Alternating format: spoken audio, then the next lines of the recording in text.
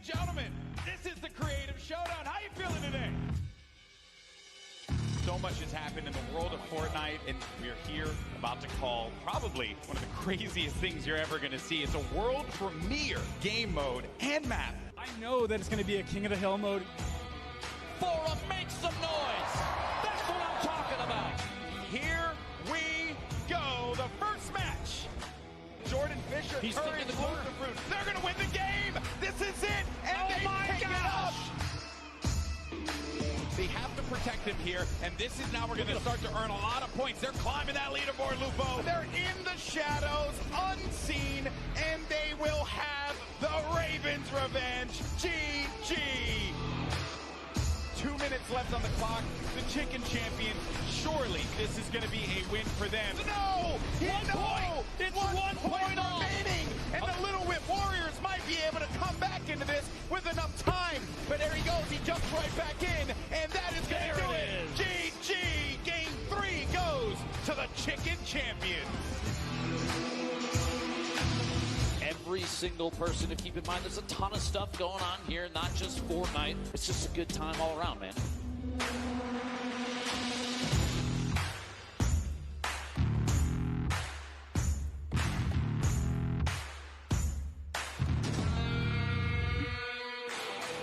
Look at him, just dancing it out. Sitting inside the control point, 6 minutes remaining, but it's not even gonna matter. That's a victory royale. Game 4 goes to the Fish Fan.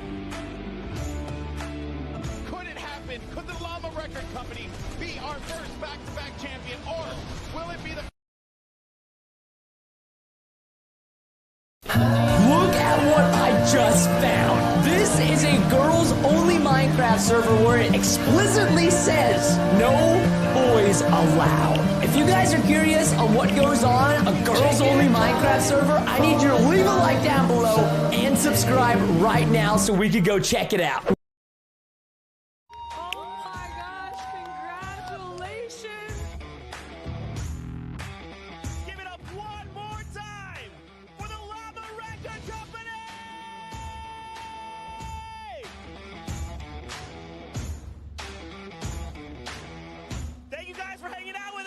We'll see you guys on the battle bus.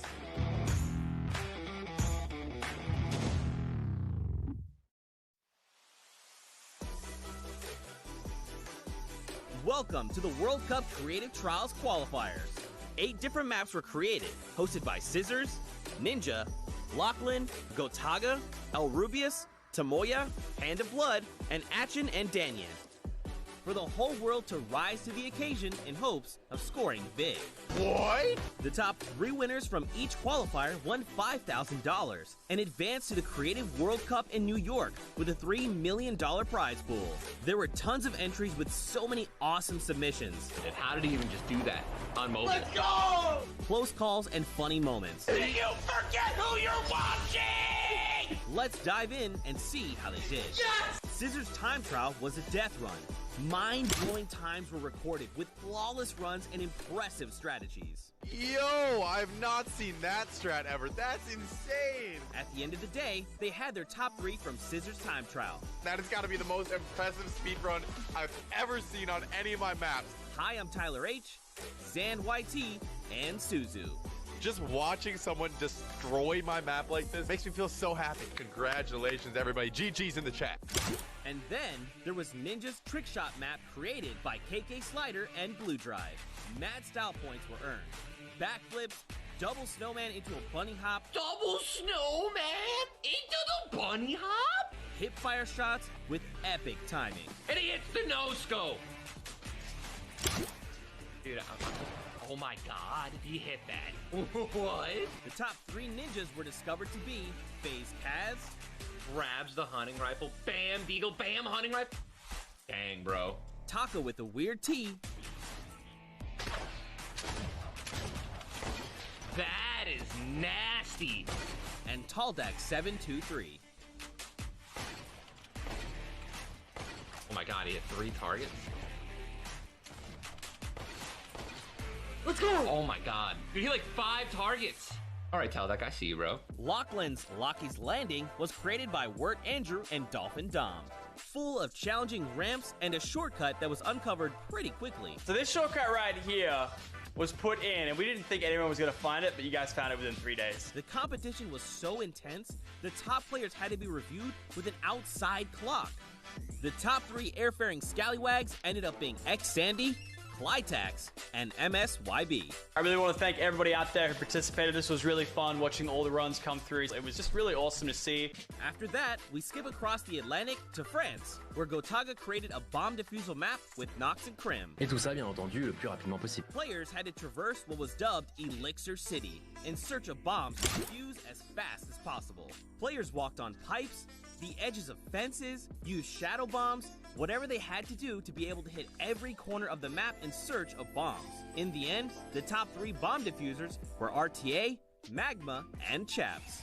Next, we went to Spain, where El Rubius' elimination run by Hushin and Iscariot Egg was full of fun surprises.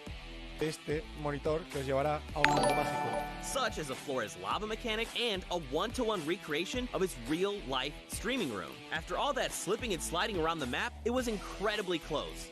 But in the end, the best times were Mr. Kororo, Ryan Franta, and Bensor. GG a todos y muchas gracias a todos por participar, de verdad. From there, we headed to Japan, where Tomoya created an out-of-this-world death run.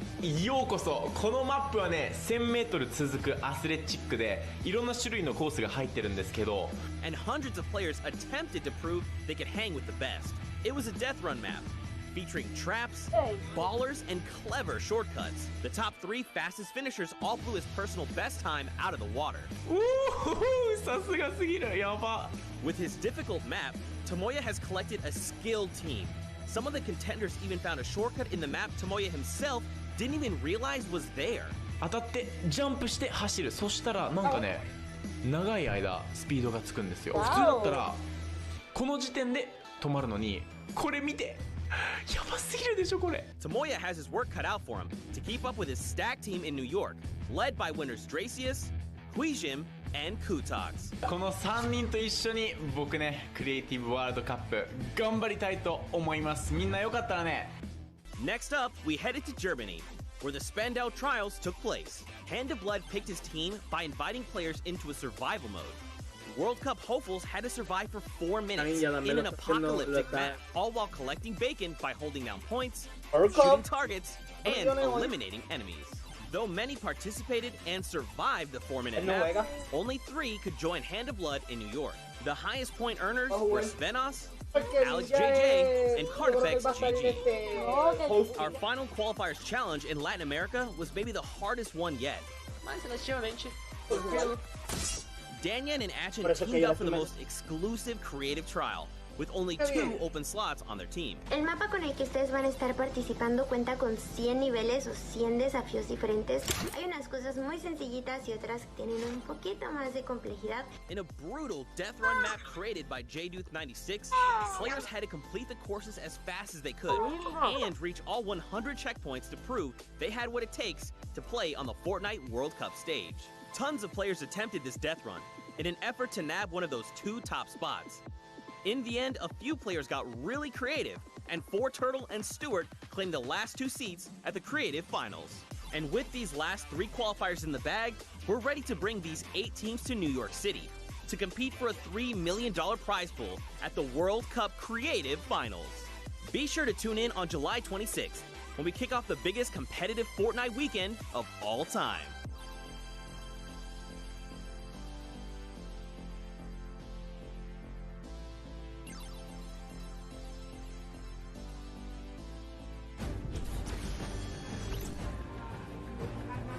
Ladies and gentlemen, Fortnite fans from all around the world, welcome to the Fortnite World Cup Finals. We are here at the USDA, aka the Arthur Ashe Stadium. I'm Zeke, this is Bala, and we have an incredible Fortnite weekend heading your way. We're hanging out outside at the Fan Festival. We're having a blast. And inside of the Arthur Ashe Stadium, we're going to have some of the most awesome Fortnite action for you all weekend, starting with the Creative World Cup Finals. That's right. Let's take a look at the schedule to get a little bit brief about what we're going to be taking a look at all weekend. Today, it's all about the Fortnite Creative Finals and that Pro-Am. Tomorrow, Saturday, we're looking at the Duos Finals, and then Sunday we wrap things up with the Solo Finals. We'll walk away with several world champions, not only from the BR side, but also from the creative side as well. Now, I mean, you know, Bala, I can't lie to you. I am over the moon right now. I'm so hyped. The event's here. You can see the fans. You can hear them. And then we're going to go in and watch all the creative action, solos, duos. It's going to be an unbelievable weekend. I can see you bouncing out of your shoes. And we're going to start with the creative mode where people are going to compete for the grand prize of $1 million today. And then later on the Pro-Am. But creative's up first, Zeke. That's right. We have 8 teams of 4. So if you've been watching on Qualifier long, you know there's been 10 weeks of Battle Royale. But there's also been 8 weeks of creative qualifiers. 8 team captains have put together a team of fantastic creative individuals that are going to be coming through and competing and participating in the finals. Now, I think it's time to introduce the teams. Yeah. What do you think? Let's do it. Let's do it, Bala. We have teams getting ready. They are walking in. You can see the first view right now. It is the Funky Fighters. They are led by Tomoya. Team members are Kotu, Hyuzi, and Drakius. Now, Tomoya had built this unbelievable speedrun map. It was absolutely insane, and all 3 of these qualifiers actually found a shortcut in the map that Tomoya himself didn't even know existed, and that's how they snagged the 3 spots. So, of course, Kuta, one of the French players, he enjoys all the different sandbox aspects of the creative mode and sharing tons of maps with the community, so he's a creator himself. And then Hyuzi, he's from Turkey. All of our teams almost are multinational. This player from Turkey, and then Dracius finally, the Swedish player who completed the map in 3 minutes and 28 seconds. That was the fastest time out of the Funky Fighters. Absolutely insane. Funny enough, we actually got to catch up with Kotu and hear what he had to say about the competition.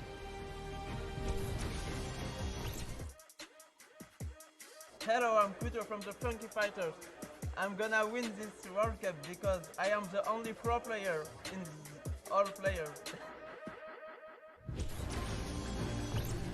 So he's getting ready. We're having a good time. We're going to continue on and welcome the second team to the floor. It's going to be the Chicken Champions led by Rubius from Spain. They competed, as you can see them now on the floor, an elimination run created by Hus HN and Is Carried Egg. The map was another one of these elimination runs where they actually recreated Rubius's room inside. But Rubius, the player from Spain, he held a ton of awesome live streams that broke records.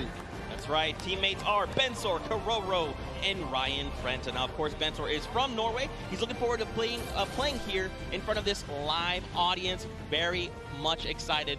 Karoro as well from Spain. He's only one of 2 controller players that are actually participating in the Pro-Am, so that's a pretty cool fact.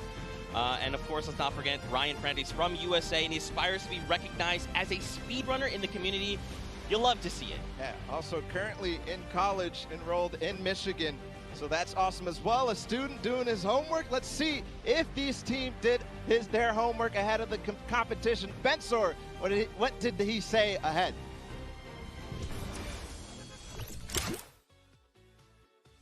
Hi, I'm Bensor, and I'm Team Chicken Champions, and we're not clocking around. I mean, a man of few words. You know, if you're ready to compete, you're ready to compete. Now, of course, we have 4 teams to take a look at. Let's head on over to the Fish Fam. They are led by legendary community and death runner Scissors. You've got Tyler, you've got Sand, and you've got Suzu up on that team. And I mean, honestly, this team is pretty dang good.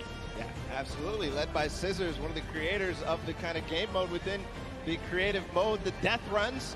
We'll see what they're going to be competing later on, but Scissors has put together a strong team, and he's a leader too. So I can't wait to see what kind of chemistry the Fish Fam has put together with the rest of their teammates. Yeah, and actually what's really cool about this is all team members are from different places. Scissors from the USA, Tyler from Canada, Zan from Denmark, and Suzu from Belgium. And funny enough, we actually had a moment to catch up with Tyler, get his thoughts on the competition.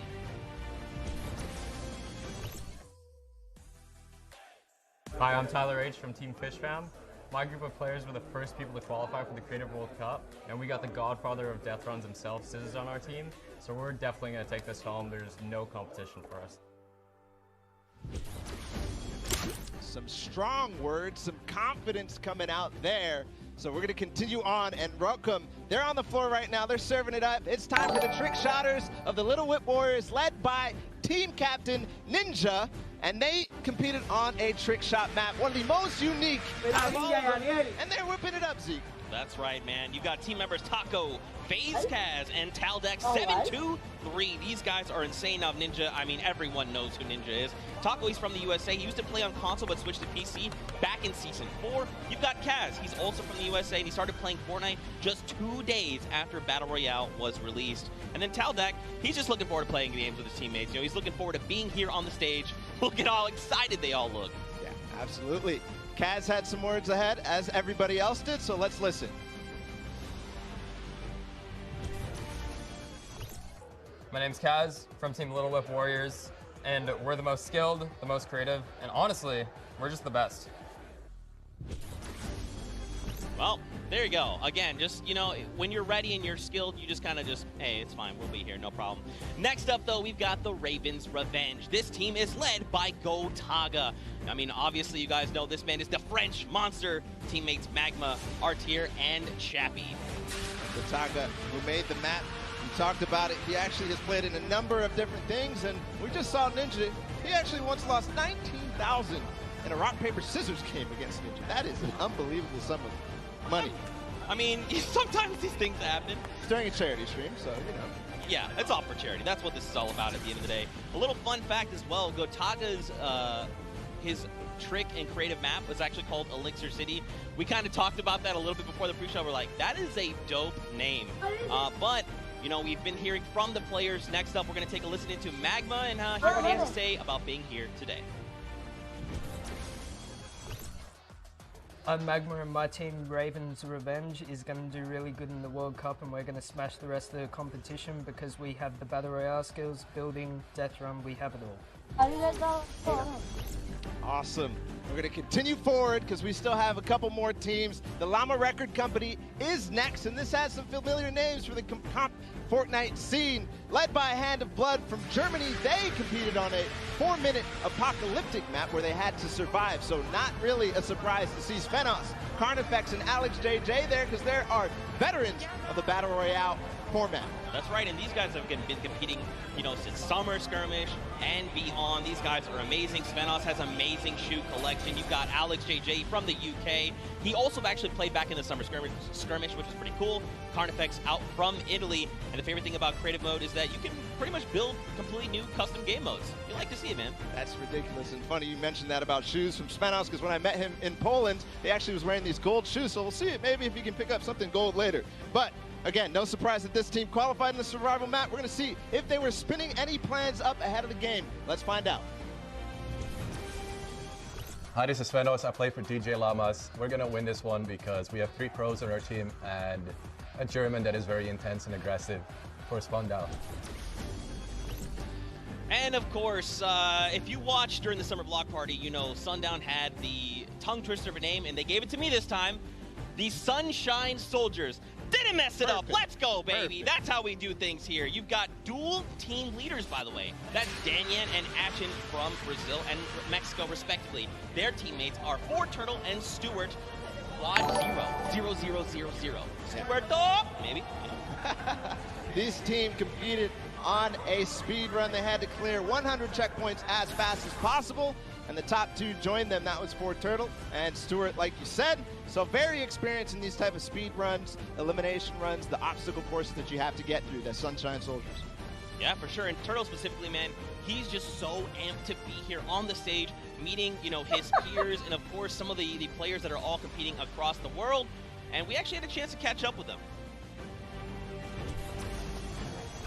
Hi, I'm Fortnite, and the Sunshine Soldiers are going to win because we have 2 captains, so it's twice as good. Twice as good.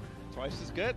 We got one more team to join us on the floor. It's my personal favorite team moniker. It's the Loxland's Cuddle Crew, and he's joined by 3 players, MSYB, Clyde Tax, and Sandy from Slovenia. Lockie's Landing was one of the second maps introduced, the Creative Trials, and it was a beautiful map. Yeah, man. Lachlan, had Lockie's Landing up for grabs and up for the test of all the players. You can see they've got the matching team jerseys. This ragtag crew is going to be bringing the heat, and players need to look out. Now, of course, everyone at this point probably knows who Lachlan is. I'm sorry, from Lockie's Landing. You've got MSYB, Clytex, and Sandy. And again, just a complete diverse crew. Lachlan from Australia, MSYB from USA, Clytex from Germany, and Sandy out from Slovenia. Now, of course, as you know, we've been listening to the players. Clytex had a few words to say. I'm Clytex from Team Cuddle Crew, and we have the best team synergy. Even though our name is cute, we are gonna destroy them and win this competition. Man, these teams are insane! And of course, creative is always a pleasure to watch. I think we're going to surprise a lot of these players and you guys at home and here in the stadium with what you're going to be seeing. It's going to be a really, really great weekend, and today is going to be amazing. Well, it's like the team captain surprised us with their beautiful maps. I'm excited to see all of them, how they contribute to the game. Lachlan, of course, he did have an opportunity to play at the Creative Showdown in June, so we'll see what he brings to the table, what kind of experience he brings to the table in being involved in that first competitive event in Creative. Yeah, for sure. And of course, for you guys all at home that couldn't make it, we miss you, we love you, but of course, we want to give you guys an outlet to be able to watch the way that you want to. So please, for your viewing experience with real-time stats and different points of view in-game, head to Fortnite.com/watch and choose from this channel a dedicated map channel and 10 rotation options covering a selection of diverse players. We want you to be able to watch the way that you want to watch. Now, of course, Bala, I'm so amped to be here. I could not be more. I think a surprise to every single person. And of course, here's just a few more ways that you guys can watch everything. You've got the first place, the second place feeds. They're all 10 feeds for your viewing pleasure. If you want to see someone specifically, tune in to them, see what they're doing, how they're kind of navigating the maps, you can do that. That's absolutely amazing to be able to watch from any POV. And just like you said, Zeke, I cannot believe you're still. I've been in the back room getting ready, and you've been jumping up and down. So that means it's creative time, man. I cannot wait to get to these games, to get inside to the Arthur Ashe Stadium, Zeke. Again, I'm surprised we're standing still. I mean, if you guys aren't feeling the hype right now, you need to open your eyes, because this is it. 10 weeks of qualifiers, 8 weeks of creative qualifiers have led us to this very weekend. The Fortnite World Cup Finals in New York City.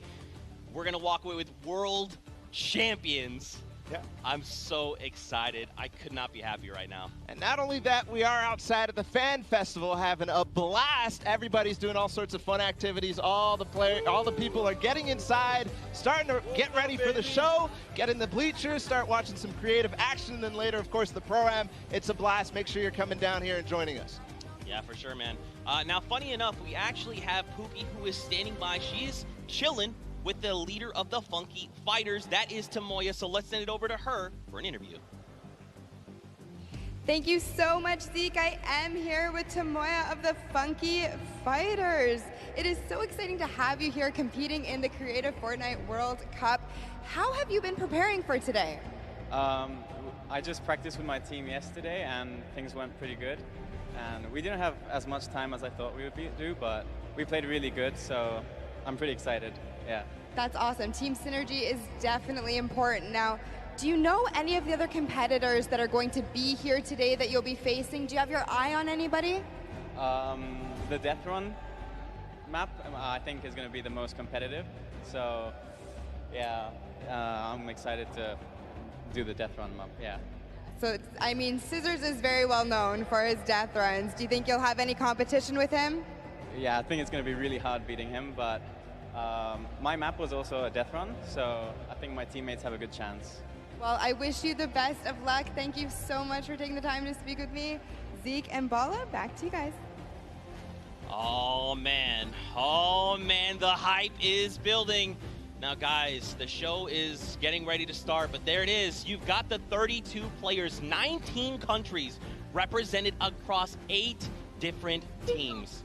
The Fortnite World Cup Creative Finals are about to begin. You ready? I am ready, Zeke. I'm ready to run inside, so without further ado, let's send it inside to kick things off.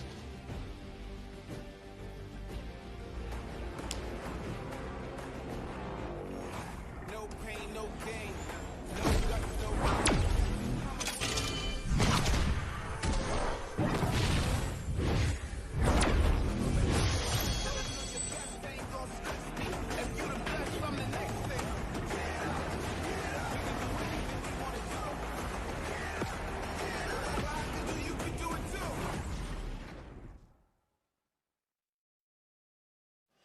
Ladies and gentlemen, what's going on?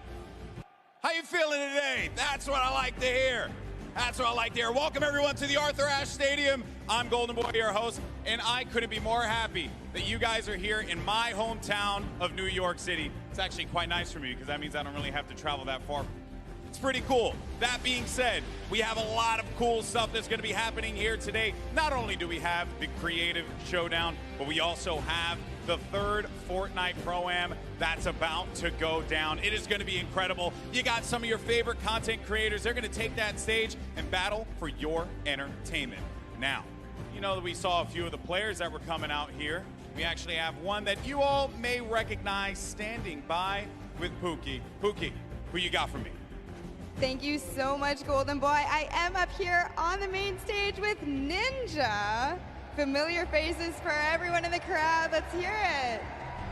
How excited are you to be here today at the World Cup Creative Mode? This is something different for you, I'm sure. Yeah, I haven't really done too much creative, but I've been playing a lot with these guys, obviously, the last 48 hours. And no, I'm really excited. I think we got a really good chance, and we're going to have a lot of fun. Now, tell me a little bit how your team came together. Yeah, I checked out their clips for the trick shots that they submitted, and they were all, they stood out to me. They were special, and it was just an easy choice to pick these three guys. And, like I said, we've actually been bonding pretty hard the last 48 hours. So team cohesion is an all-time high. Team cohesion, I love it. We should have named you guys the Ninja Trick Shot Warriors, really. That would have been awesome, but there's no, I mean, there's a ninja skin kind of in the game, so, we could have had maybe some of that. That's all good. I like the little whip. I love my little ice cream. And anybody that you're looking forward to facing off against here today? Everyone here. Gotaga, he's my fellow, Red Bull competitor, essentially. And, Scissors, because he talks a big game. That's it, yeah. Those two guys, I'm looking out for them the most. Well, he does talk a big game. Let's see if he can back it up today. Thank you so much. I wish you all the best of luck. Golden Boy, what do you think? Well, I think that's pretty awesome because the good news is we got 8 great teams that are going to be playing for a $1 million grand prize in 3 very creative modes, which means today's really all about fun. And who better to have some fun with than none other? You got Monster, Sundown, over at the cast booth. Take it away, fellas. And boys and girls, Jonesies, Bonesies, and everyone in between, welcome to the Fortnite World Cup Creative Finals. I'm one of your casters, Sundown, joined here by Monster. Monster, how you doing today, man? Doing great. This is the moment we've all been waiting for. 10 weeks of qualifiers, and it's all coming to life. And this is what we're here for. Yes, after the 8 trials now, what you'll be seeing on the stage will be 4 sets of 3 matches in 2 never-before-seen maps, and a little refresher coming from the Creative Showdown there with Sky Station Showdown. It's going to be incredible. That's right. So you guys have seen the Sky Station before. Lucky for them, they get to kind of come in here, prepare, kind of prepped up. But there is so much more that is going to happen that has been unveiled today. Oh, and I mean, seeing the adaptation across these sets is going to be incredible, and they're going to get a chance to revisit them at the end with a little remix, but we'll get into that here in a second. Let's check out the overall scoring and how these guys are going to be competing and how they will win. So, as we said, that first set is Sky Station Showdown. Junkyard Juke will be the second one. Set 3 will be a never-before-seen World 1, and then set 4 will be the Golden Games. Now, the Golden Games will comprise of a singular match from each one of the other 3 with, as I said, a nice little remix on it. And the Golden Games is worth a golden llama, while all of the other sets are worth a singular silver llama. How do those llamas add up, Monster? Yeah, you want to accumulate the most llamas throughout each set. We're treating each set its own individual thing with a couple games in between. So they're going to get a couple runs at it, and you just want to do the best in every set and get those llamas so you can take it all home. Yes, now the winner of the set will go through, and in case there is a tie, it will come down to that golden llama. The golden llama will trump all. Now let's get into the prizing, which will also determine a little bit of the scoring. We'll take a look and we'll throw that up there for you. And the way it ends up working is from top to bottom. Each one of these contestants will be winning money. So everyone is a winner in there, but first place ends up deciding that. And this is per the individual matches, and it's cumulative. It won't carry over through the sets, but they're still taking it home at the end of the day. So you definitely want to get into the top 4 to bump up that score. Yeah, that's right, and that is every game. Per match, we have a big winner. Of course, it's going to be divvied out between everyone competing, but come on, with the amount of games that's going on today, this is incredible. Yes, that is across 12 of matches total, so tons of chances to win prizes from all of these guys. Let's take a look at the roster and all of the teams who will be competing and give you guys a quick little overview. You can see Chicken Champions led by El Rubius, Sunshine Soldiers, got that one right too, Zeke, with Danyan and Achin representing as the captains, Funky Fighters with Tomoya, Karoku represented by Lachlan. But we got to give some love to the Ravens Revenge. You can see them up there, Little Whip Warriors. We already kind of touched base with Ninja. Llama Record, which you talked about a lot coming up into here, and of course the Fish Fam, who's going to be led by Scissors. And these are some of the creative kings. They've been able to go through, run, qualify. A lot of them have had the world run, or not world run experience, excuse me, but in those death runs where they were doing the qualifications, but there are also some combat aspects. So we've seen Sky Station Showdown before. You know, there's going to be a little bit, I don't want to say advantage, but they might be a little more at home when you're actually firing bullets, building out, and trying to get those rotations in. Yeah, I mean, you cannot underestimate any of these teams. These guys grind, and they all play Fortnite. But let's go ahead and take a look at the format here so we can kind of see a run and how they take these victories. So now the VIP will be those creative captains, and they have to be the one in the capture point uncontested to score points. They will get 3 points per second in the initial hills, and then the first team to 1,000 points or the highest scoring team by the end. And also, the creative captains will be wielding the Infinity Blade. That Infinity Blade will be important because they had to get to the capture points A, B, and C, which will give 3 points a second, and then 7 minutes into the round, point D opens up, where you will get about a lot more, right? 12 points a second. Four times that is a lot. That is what you want to do. You want to gun for the point D on the map. That's your comeback, or that's your lead taker. Yeah, you can see a lot change when that opens up at 7 minutes, but now we're going to go in an overview. For those of you who are unfamiliar and didn't get to watch it at the Summer Block Party, we got you. Zeke, catch us up.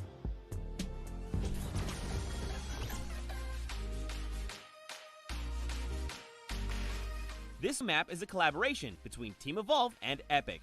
Now let's break down how it all works. For this very special event, we are bringing you an exciting King of the Hill style game built in creative by Team Evolve. 8 teams of 4 players will start at their home base on the edge of this massive flying city. Together they will push 3 capture circles, racking up points by holding them down for their team. As each team heads toward the capture points, they'll need to protect their team's VIP, who plays a key role in this game mode. If they get eliminated, they'll respawn at the team's home base. The VIP is the only player who can earn points for your team while in the capture circle, earning 3 points per second.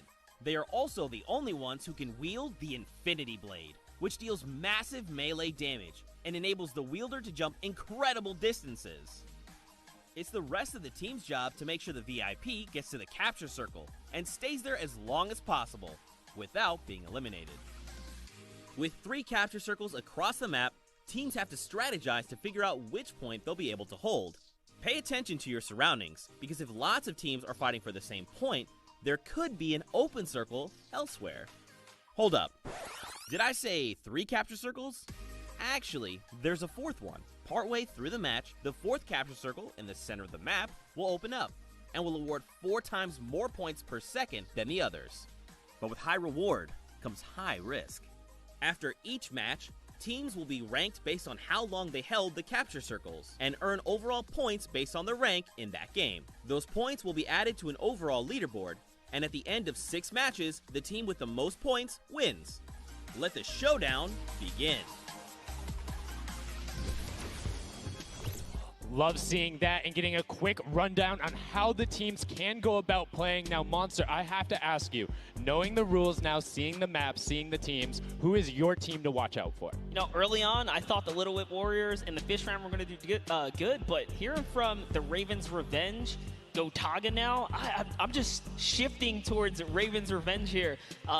They've swayed me. Their entrance has really swayed me. They definitely had a lot of confidence down there in Gotaga. It can be very competitive at a drop of a hat. My team to watch, the Llama Record Co., Hand of Blood, Svenos, Alex JJ Carnifex, you heard him talk about it, 3 competitive veterans and a very aggressive German. That's a combination that I want to see on Sky Station Showdown. Now, we've done a whole bunch of talking, but I know why you guys are here. You know why we're here. It's time to play some Fortnite. The Fortnite World Cup Creative Finals start right now. And this is it. We are loading in. Everyone's hopping out, and they are actually familiar with this map. So we're gonna see the strategies off the bat here. Let's see who can take away and break away with that early lead you saw there. Nice wide shot of all of our captains here. And here it is. Little Whip Warriors in the lead off the bat.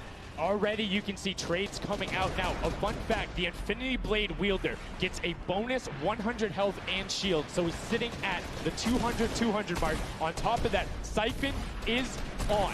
If you get an elimination, you get that 50 effective HP back over. That makes the Infinity Blade very hard to take down. They also get those big crescent move jumps to slam down. And as you can see going on the right-hand side of your screen, it is creative chaos all over the place, but now taking in with the Little Whip Warriors as they're able to clean it out, and Ninja's trying to rotate up top. Yeah, I'm sorry to break it to you, but the Llama Record was completely pushed off of their point. And now we have Ninja who's going in with the Infinity Blade. What a player to wield this one right here. Oh, he's getting pushed back. Notice how he doesn't even want to get eliminated. He wants to do as much damage as possible. But is that effective? I think you just kind of reset and you go, or you get up there and you start swinging. The 75 damage hit will be able to take it down, and the Llama Record Company establishes themselves right back up. Now, what's going to be interesting to me is how the players utilize the building. You start with 50 wood, and then if you get an elimination, you get 25 wood directly into your inventory. So if you're able to kind of eliminate out and put pressure down, you can get some ridiculous builds, as we're already seeing on top of the blue hill. Yeah, this is actually a neck-and-neck race right here in the early game so far. Fish Fam, Chicken Champions, and Raven's Revenge are all trading spots at the moment. And Sunshine Soldiers comes right on in to wipe that up and get them out of there. And nice job for Stewart. And look at the Cuddle Crew across the way, just now getting their first points because they've been contested the entire time, whereas Llama Record Company has only had one team coming up towards them. Another thing to note, let's talk about the loadouts here, Monster. What are they rocking?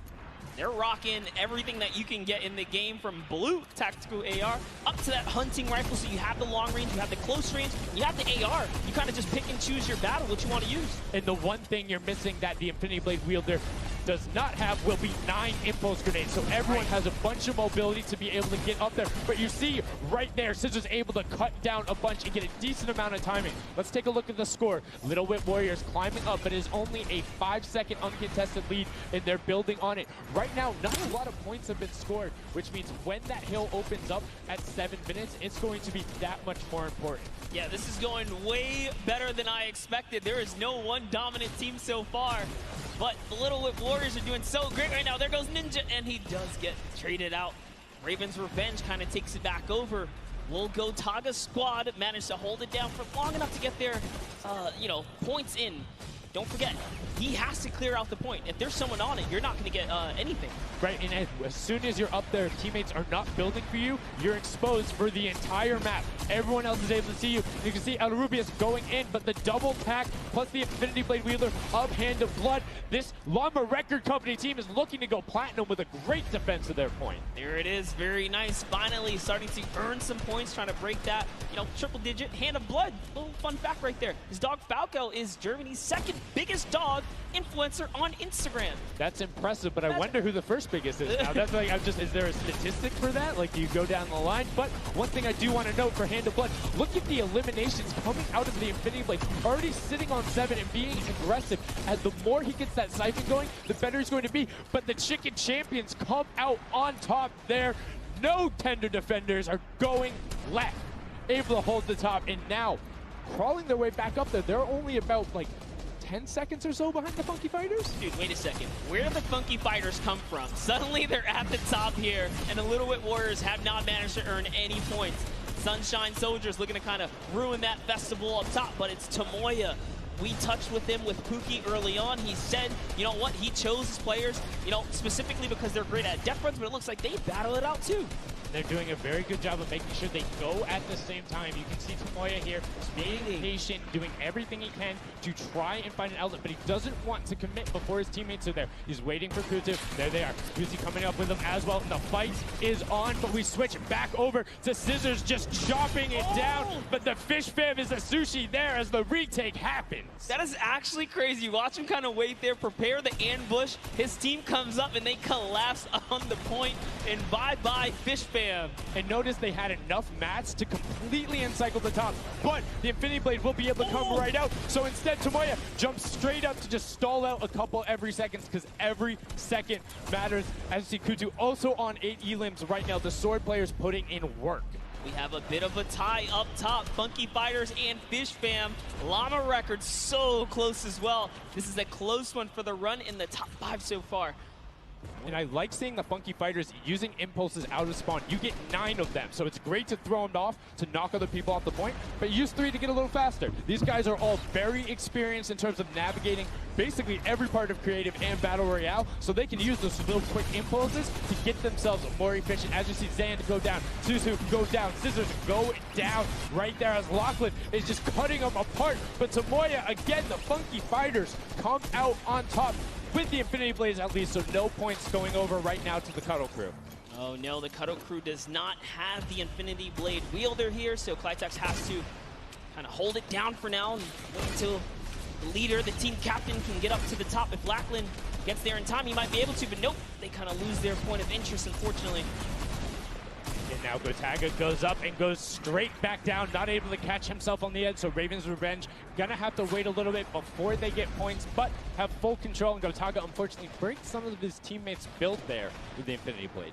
Yeah, you see Chappie. Chappie's from, you know, the USA. His favorite aspect of creative mode is actually 1v1 build fights, so this is why they're doing pretty good right now. And they kind of close it up. Looks like the Cuddle Crew has come back, but the Fish Fam is here to ruin that entire party. Can they shut it down? And Scissors survives just for a bit more.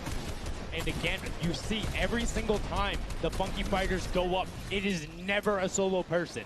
It is always 2, most of the time 3. They get control and then they immediately box up. But while we've been talking about them, let's check in back with the scoring as we're now right around the 3rd mark and a minute out from that 12 point per second circle. And Ninja's team, the Little Whip Warriors, are Little Whipping all over as Tomoya goes up, comes back down, and the Shing Shing was not enough. Cuddle Crew takes him down. I actually love that strat. You don't see anyone else really utilizing the dive straight up into the air to kind of disengage off the pressure. Ninja's doing a great job chopping up here. He's already at 8 limbs. That, never mind, make that 9. That was Gotaga who went down right there. And they finally get another run at, you know, advancing the lead here. And they are slaying out, too. Yes. You see every single one of them almost to the double-digit marks. But Taco, hello. That was your head. Yeah, you got to be careful because, hey, if all you're doing is sitting there rifling, that's fine. Somebody's going to take a hunting rifle and make you pay. Lachlan goes up. MSYP is just behind him, and Lachlan is able to take that one over. Kaz is trying to do everything he can, and he does get Lachlan. So good delay coming out from there, but opening up about a 20-second lead. But here we go. 3, 2, 1. Middle point is open. That's 12 points per second, and right off of the bat, we see Cuddle Crew heading towards the impulse is going out, and a swing and a miss there with the Superman jump from Ninja, not quite gonna get it as Rubius and him are in the circle right away. Rubius under fire, but Ninja under fire. Who will take it? Rubius has the better sword on the day, and then immediately taken out. This is chaos. Whoever's the last one here is probably going to be the most successful. But remember, you need your sword wielder. Your captain has to be there. If Lachlan isn't there, it's not even worth fighting for. So Claytex doesn't care. He's trying to pick up that Elim counter. And he's on it. He's playing some good defense there. Down goes Hand of Blood. No points for the Llama record anymore. They actually use that. Just a couple seconds put them all the way back up to 2nd place. And 2 of the Cuddle Crew right now have combined for 31 eliminations, but they're not converting it into points. They're currently sitting at the bottom, 189. Little Whip Warriors do still have a lead, but it's already been cut down. And just as I said, with the middle hill, Funky Fighters almost take it away. Brer goes right on over, and you see any amount of time in that middle hill is so efficient. I'm actually loving that little strat right there. They hold a point, then aim out to where these players spawn in and kind of move in from, just kind of pressure them back. Yeah, so that's when you need somebody with a hunting rifle to start taking shots and saying, hey, pick on somebody else. If you look this way, you're going to have to respawn, because if you can get tags, great, but if you don't convert them and into anything, it's not worth it, as I just kind of stuttered, because Carnifex is sitting on 23 eliminations, Hand of Blood on 14 right there. That's why the Llama Record Company is ahead right now. Yes, and they were using that 4x bonus on capture point D, which is right in the middle. It only appears after the 7-minute mark. So now that we only have 5 left in the game, it's up to whoever can hit that 1,000 first or the timer runs out. But at this pace, I think the Fish Fam, the Funky Fighters, or the Llama Records are probably going to take it here. Yeah, the Sunshine Soldiers are also racking up points quickly. What's interesting to see is the Fish Fam are pretty much now uncontested, as everyone has tunneled in on that center hill. But once you get later into the game, when you need to kind of go up a little bit more, consistent points end up winning out, because everyone will turn their attention to the 12 points per second. You'll have impulses going down there, random hunting rifle shots, builds 24/7, because they see that tick happening. And look, as I said, all the sword players are down there, 2 of them going off, the attack shotguns being thrown up, walls everywhere, but it doesn't matter. Points aren't being scored right now. Yeah, they're trying so hard to get all the bonus points that the Fish Fam is just like stealing away the lead right now. But also, remember, if their teammates pick up elims, you get matched straight to your point, into your inventory. So they're able to fortify up there, and that's why they're just slowly growing. And you can actually fortify to prevent the impulses from going in, or make kind of a wall to toss it in. As you see, Hand of Blood picking up his 16th elim, but hey, Scissors is chilling. Yeah, Pumpernickel it up, man. Pumpernickel it up. Yeah, let him know. Let him know. There we go. He's saying, hey, you guys, we'll stick to our strategy. Let's see if somebody goes to contest it. There it is right away. They go up, but all 4 of them, you don't want to run into this. They're ready and waiting. They know they have the lead right now. Oh, he's holding a trophy. Look at he's looking around, he's telling them to let him know, man, and that's what it's all about. They've opened up a 100-plus point lead, but no contention, because everyone is tunneling on the bottom. Uh-oh. And I like this now. Now they're turning their attention outwards. Other teams kind of realize, wait a second, they're just up there scoring. Like, what can you do in this instance? They see the other scores. That leaderboard is running for them. What they have to do, if you're the Llama Record Company, you hold the middle and lock it down for that time. And then the second you get the lead, start running at the Fish Fam. Don't let them come anywhere near any point. Nobody else is going to catch you unless they get the middle. Everyone's attention is there right now. And the Llama Record Company now has the 100-point lead back in the span of just 10 seconds. They let their guard down one time, and suddenly Llama Record takes the lead, as if Fish Fam wasn't just farming all those points. Nope, Fish Fam no longer have a free point. It is up to everyone to stop the Llama Record Company here, because Hand of Blood has 17 elims, and he's going for the middle now. He's got his team ready. Let's see what's he gonna do. Hits the vent, goes right in, nice and sneaky. Oh, he's still waiting. Look at the big brain plays. Comes out the collateral right there, and it's all his. The center point is his to earn points now, Sundown. It's so close. It's just a few more Gotta ticks. That would be it. One more goes over, and that's it. Llama Record Co. takes the first match. Hand of Blood, Spenos, Alex JJ, and Carnifex are your match 1, set 1 winners right there. Incredibly impressive coming out. Well-executed gameplay. And they say, Scissors, you can hold that L instead of the trophy. Don't celebrate too early. It's the World Cup Creative Finals. Every game is worth so much money as well, so much prize. So to take a victory off the bat, you have to be feeling great. And that was your fan fave to pick. I mean, they had everything going in. They're incredibly confident, but they had to make sure they were able to get it. You can see the last few moments, they'd already boxed themselves up after clearing out the Funky Fighters, who were the only other contestants. The Funky Fighters actually also passed the Fish Fam in the last moment, which is huge in terms of not only the prizing, but what will end up being potentially a llama in the end. That's right. That is right. Loving this replay right there. The let's goes, the energy is real. You can clearly see the excitement. That was a great game to watch. It's fantastic. Honestly, I love Sky Station Showdown so much because I think there's a level of depth there, right? Everything is wood, so you're able to like kind of hit through it, and the Infinity Blade cuts through all of it right away, but the Infinity Blade wielder doesn't have the ability to build, needs the support from his teammates. So you saw the people who were roaming in packs of 3 and 4, incredibly successful. Yeah, it was kind of unfortunate. The Cutter Crew was like slaying legit so many elims, but not a lot of points, and that's because play that split game, it's not going to work out. You have to convert it into control.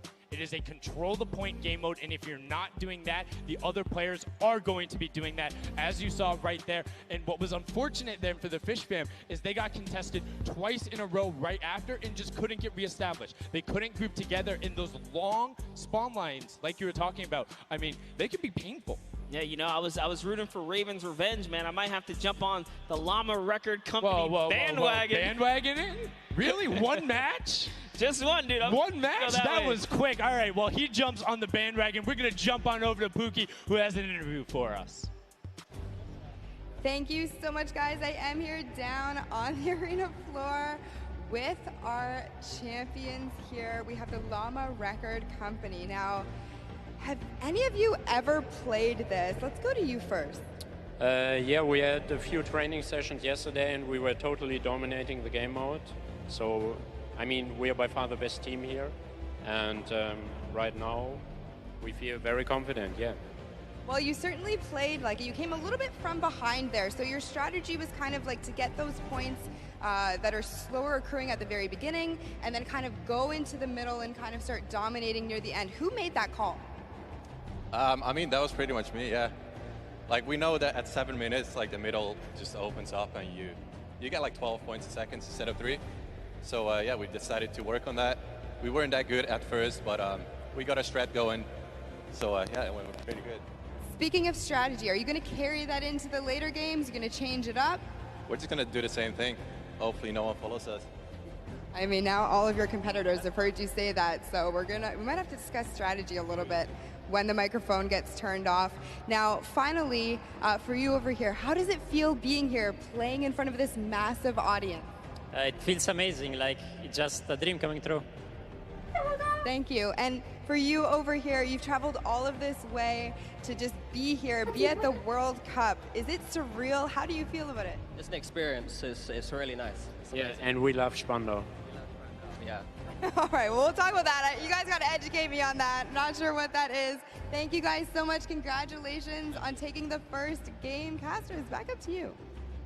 Thank you so much, Llama Record Co., Hand of Blood, Svenos, Alex, JJ, and Carnifex taking the very first match of the Creative Finals, the first match on the stage. I mean, it was an impressive format. They clearly had a strategy they wanted to execute on. It took them a little bit to get there, but over the course of the game, they were consistently accruing points. Yeah, I should have known last night they were going to do good. Saw them on the hotel lobby. They were hanging out, literally as a crew. One of the only creative teams that I saw sticking together like a squad. Should have put my money on it. Like I said, bandwagon. It took less than one match in an interview, and he was like, oh, yeah, I'm fully on board. I'm no so problem. convinced. It's all good. This set has been so exciting. I mean, who are you looking out for? Who can contest them? And what do you think the next step is to shut them down? They say, hey, we have a game plan. We're going to do the same thing. And I agree. If it's not broke, don't fix it. Like, stick to that if you're going to keep winning. But what do the other teams do to now make them uncomfortable? How do you go challenge them? I mean, honestly, we saw a lot of that team play out of the Fish fam, right? You wait for your Infinity Blade wielder to come up and then get the team to back them up. You have to work together. And remember, when you catch an elimination, you get mats for it so it can help you build. Yes, mats and the health back, but the first match is done. The second match is kicking off right now, and we will have a pretty good idea of where we're going. I'm excited to see if they can repeat, and now the second match is underway, and right away you can see some players sprinting out, some opting to take some hunting rifle shots as Lachlan grabs that Infinity Blade and goes straight up. And you can see you can actually make it to the top if you hit the vent, jump, and then jump again. 2 jumps right away. Fish fam and chicken contenders. God, awful. Chicken champions. Apologies. Tenders, chicken what? You trying to eat some tender defender, chicken tenders. I know, my fault. All right, here we are. So this time around, the Sunshine Soldiers actually managed to get some points off the bat. Very good for them, but Little Whip Warriors, same thing we saw before. How to take, you know, a little bit of the first big step here. I mean, Ninja, it knows those jumps. He's able to get around incredibly efficient, up to the top right away. But the early tack fights coming out, Tomoya able to ruin that one there, but then Tyler trades it right back out. And what really is important here is about establishing control as a team. You want to stay together and just get your momentum rolling as Ninja goes up, followed quickly by the Little Whip Warriors. Ninja goes first, gets 1 elim, gets 2 elim as they swarm from both sides. So Ninja was up 2 from the back, 1 from the front. That was a very well-coordinated retake. Love how they did that, and now they're all holding it together. Kaz holding down the backside, keeping these players off the ramp, but it's Gotaga squad who's coming up the top here. It's Chappie, and Gotaga dives right on up into it, and doesn't matter, he just gets taken right down. This is what you need to do here.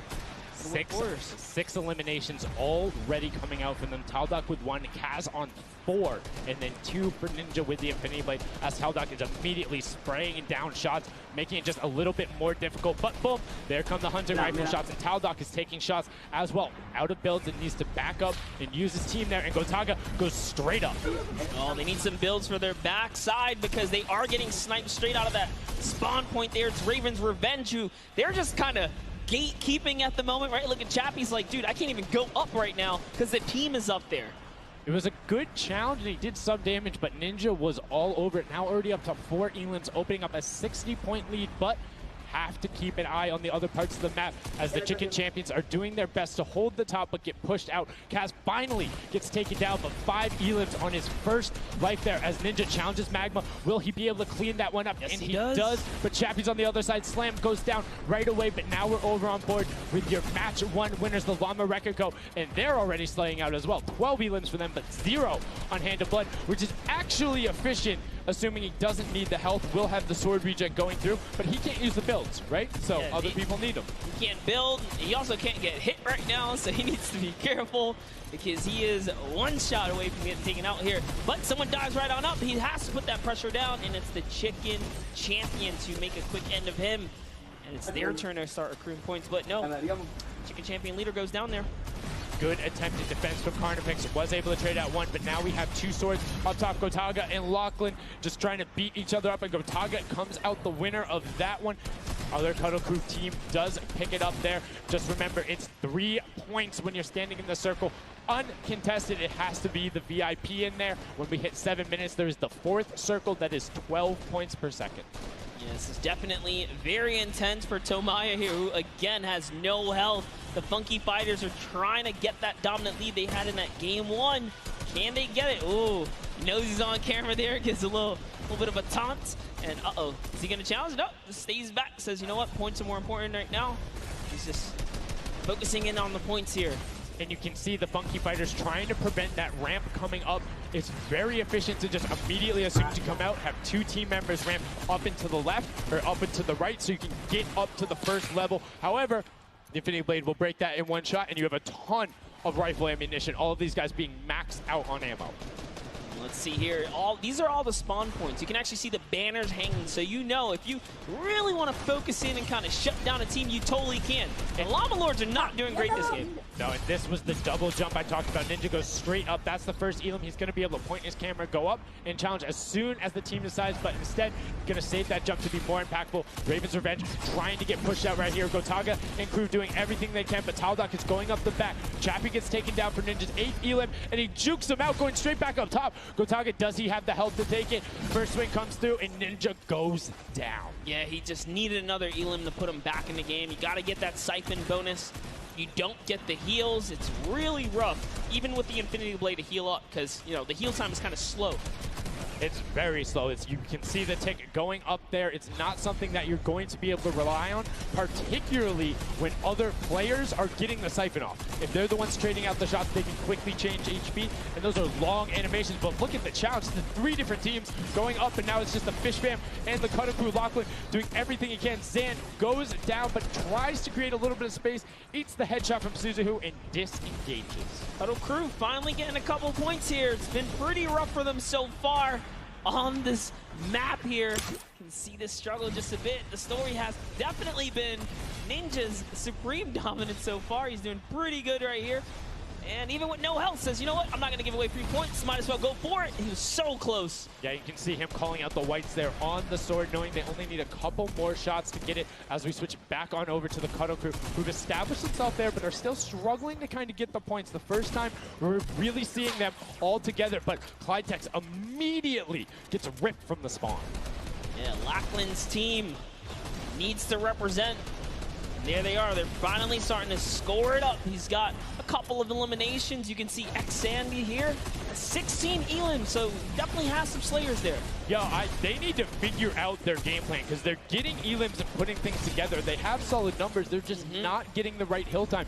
Maybe it's go somewhere else. You don't always have to go to the point that's directly in front of you. Go contest someone, or maybe just go mess with somebody at their spawn. Delay them so they don't rotate towards you. Like a number of times, as you said before, you can see where people are spawning. If you want to go deny a team, you can send somebody to deny them. Just know that player is coming back over and over and over with likely more resources than you. Every single time. And look at this. The Little Whip Warriors approaching that 400-point mark. And in just 1 minute, that new point capture D will be unlocked in the center of the map.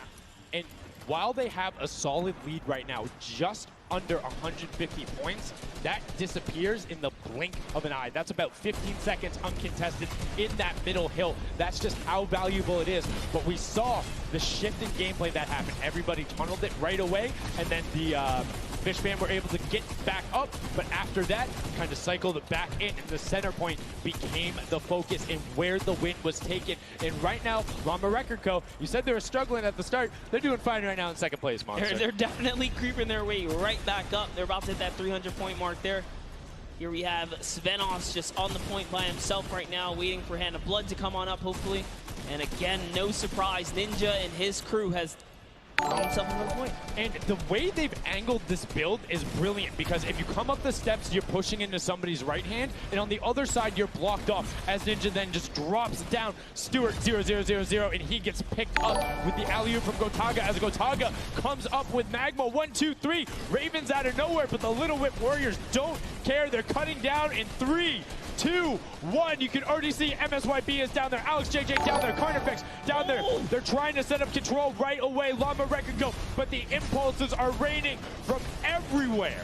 Hand of Blood really tried to get in there early too, as did every other captain, but it was to no surprise, not effective.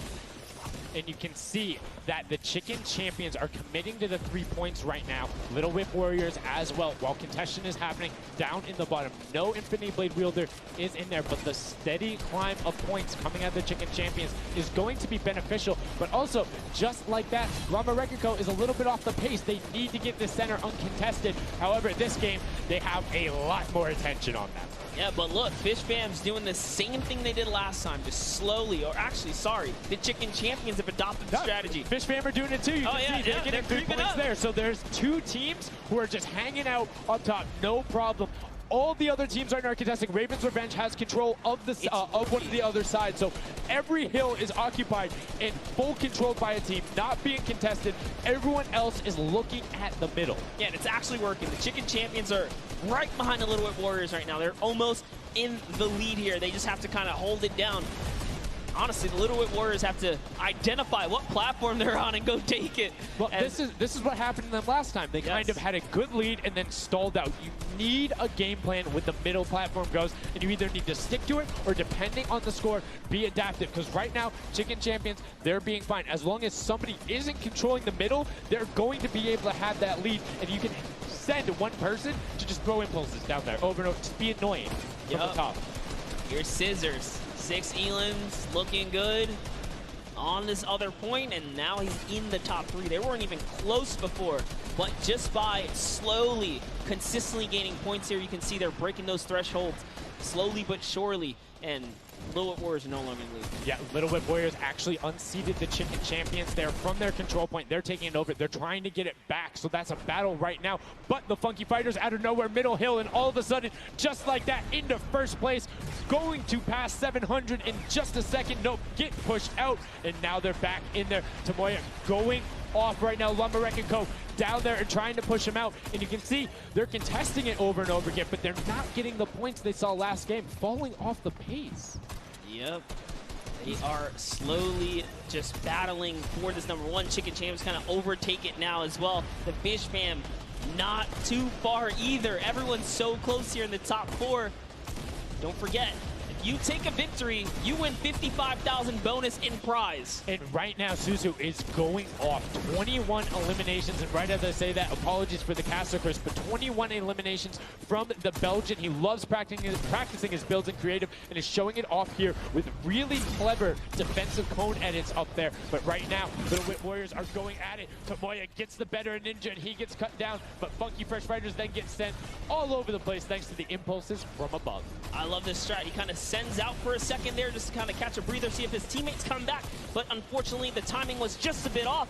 And the Llama Record Company now control the middle point. For how long, we will find out here, as this is their comeback story, because they need these points desperately here. Hand of Blood still alive, just long enough to get a couple of more points. But Scissors is playing the long game here, just eating away at the threshold here at the top. So Suzu isn't grouped with them. I'm assuming they've sent him to just go either watch middle and be their middle control. No, he just came up the backside. There you go. And just like go flying at people as the Kodoku come up in a very well coordinated pinch.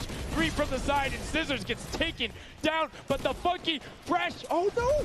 No, they got 1 stopped. point. 1 point. Yo, so if you are the Fish Fam or Little Whip, right now you have to send somebody to stop them. If that Infinity Blade wielder gets out of spawn and goes anywhere for 1 second, they will win. Somebody has to deny him. It is all on Tomoya. Anywhere he goes, it doesn't have to be the one near him. If he touches the middle, a singular uncontested second will be the victory for them. These are the final moments here, Sundown. Look at him. He's got a slight grin on his face. He wants to do it. Is this the point that he's going to make it? Here he goes. He takes the stake. He does miss. He's going back for it now. His team's up there. All he has to do is swipe just a couple of times. Can he win this straight? And he does not. And as you watch, check the points on the right-hand side. Nobody is climbing up by the 12s. And as they did it, Llama Record Go gets the control there, but Little Whip contesting them right back. Funky Fresh Tomoya will be back and looking to find it, but the contestant is going for the middle. Here's Tomoya. He knows just a second in there. Uncontested will be enough. Can he get it? Oh, no, he doesn't have knocked down. The impulse grenade at the second he landed knocks everyone out. No one's in there. Can he find it? And he does. That's it. His feet touch the ground. The impulse doesn't go off. Tomoya takes it for the Funky Fighters with some brilliant teamwork. What an intense endgame, too. Get taken out at 999 points. Really, anything can happen in those final moments. I'm telling you, I love the Sky Station Showdown. Can't wait for more people to start playing it. And the Funky Fresh Fighter right there celebrating with his team. You can see them just so excited, so happy. Let's take a look at this final replay. Now, again, we talked about it. The impulses being a great denial tool. Right there as the player goes down, sent back out, goes in, but misses the jump monster. He almost had the flashiest ending ever. Just kind of diving in and wrapping it all up. But it was just good enough. Like you said, he only had to stay there for a bit. And even with the impulse bumping him out, that's it. And I mean, you saw the impulse explosion the second after going off. The team's doing everything they can, but it was not enough to shut down the Funky Fighters. Tomoya, Kutu, Huzi, Dracius, incredibly well done to take the second match of the first set at the Creative Finals. Yeah, you know what? I am a Funky Fighter rooter and supporter now. I'm rooting for them. I can't do it. Okay, just gonna bandwagon right after. Yay, the next team who won, I'm their fan. But no, great performance coming out from them. And it's one thing we talked about, right? The adaptation that happens from match to match. Llama Record was like, oh, we're gonna stick to our game plan. That didn't work out. Yeah, it really didn't in those end game situations. They really just kind of crept up and snuck and took the entire competition. They did, and they were able to make sure that they got time in the middle when Little Whip and that team weren't able to get there. Llama Record and Little Whip were going at it constantly.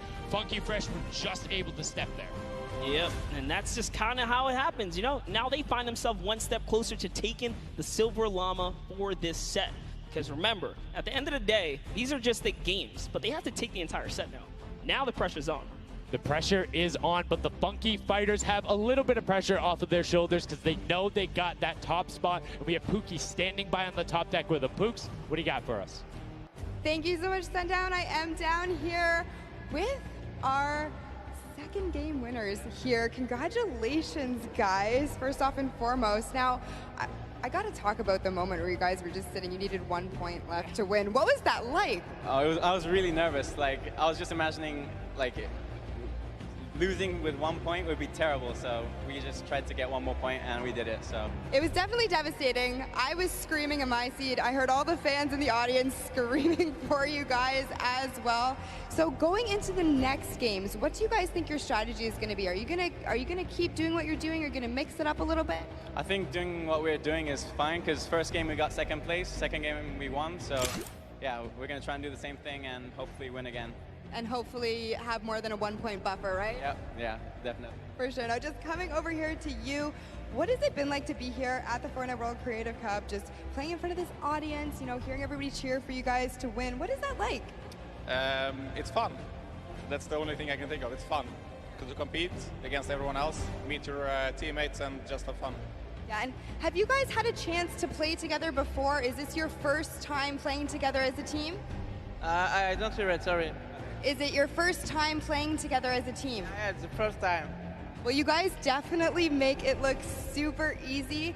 Thank you all so much for being here and talking to me. I'm going to let you get your synergy back together. Sundown and Monster, back to you up at the desk. Thank you so much, Pookie, and the Funky Fresh Fighters. I mean, their game plan has been solid. Second place, first place. Now, I understand why you might want to bandwagon a little bit, but I'm still going to hang out with my Llama Record Co. But I want to talk about the changes we saw from match 1 to match 2 in terms of gameplay, and was it what you expected?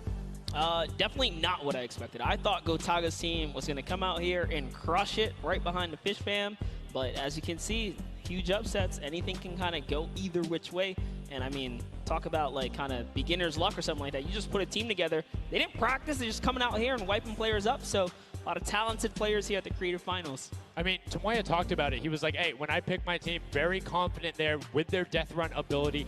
Want to see what they do in the elimination race during World Run, but doing incredibly well so far at Sky Station. That's going to be a confidence booster, because if you can get the Silver Llama there and you're confident in your ability on the World Run, you're set.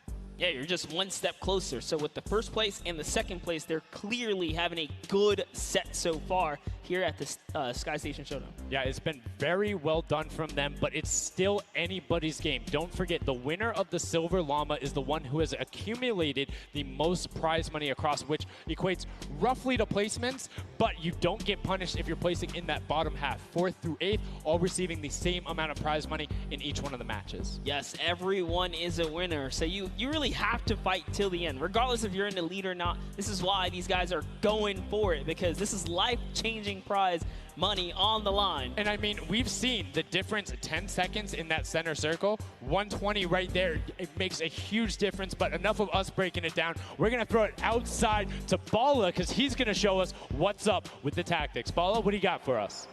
I'm out here at the Fan Festival, and I don't have a bandwagon here, but maybe after this set I'll have to hop on somewhere with Monster. We got a ton of awesome action. I've been watching it, and I have to show you guys what went down in that first and second games. It was awesome. First off, the Llama Record Company started off with an amazing take, cohesiveness on the point. Every single time they went up here, they were going from 2 sides, 2 angles, and the sword approached at the center, but made sure that he was the most important person not to go down.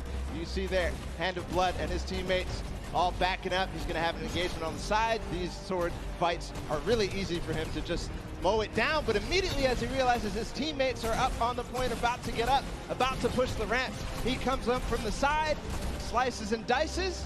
But meanwhile, they ended up falling down the leaderboard. If you look at right now where they're at, they're only in 2nd place. Fish Fam was ahead of them. But all while Scissors was dancing and talking all the smack, telling his teammates to try to get the crowd involved, it was Llama Record Company making the plan, making the play to get in towards the center. Absolutely amazing take in the center on this first game. Led to Hand of Blood staying in that point and absolutely dominating with the super point there. Guys, 2 matches down on Sky Station Showdown, 1 more to go. We'll see where Monster lands at the end of this, because I will maybe join you on that bandwagon. Guys, take it back. I mean, that's starting to get a little awful crowded, man. Real quick, you guys hopping on those bandwagons. But As you said, there is one more regular Sky Station Showdown match in this set. We will see it again later in the remix version during the Golden Games. And it's been so fun to watch the difference of players, who's able to be very strong with the Infinity Blade, how the pinches end up coming, and now in this third match, it's only going to get better from these guys. Yeah, definitely want to see some more of that kind of team work happening here, and why not just hop right into a game right now, right? Let's go see some more action here, because this last game of the set is loading in right now. Yes, and this will be the final match of this set. Set one after this, a Silver Llama will be awarded, and we are in the match. It's Sky Station Showdown. Set one about to be over, and here we go. All right, gotta love those players just kind of beelining out. And don't forget, you know exactly who your neighbors are. You know who is to your left and to your right, because you can see the banners and the designs on their spawns. And a nice look at our captains right there.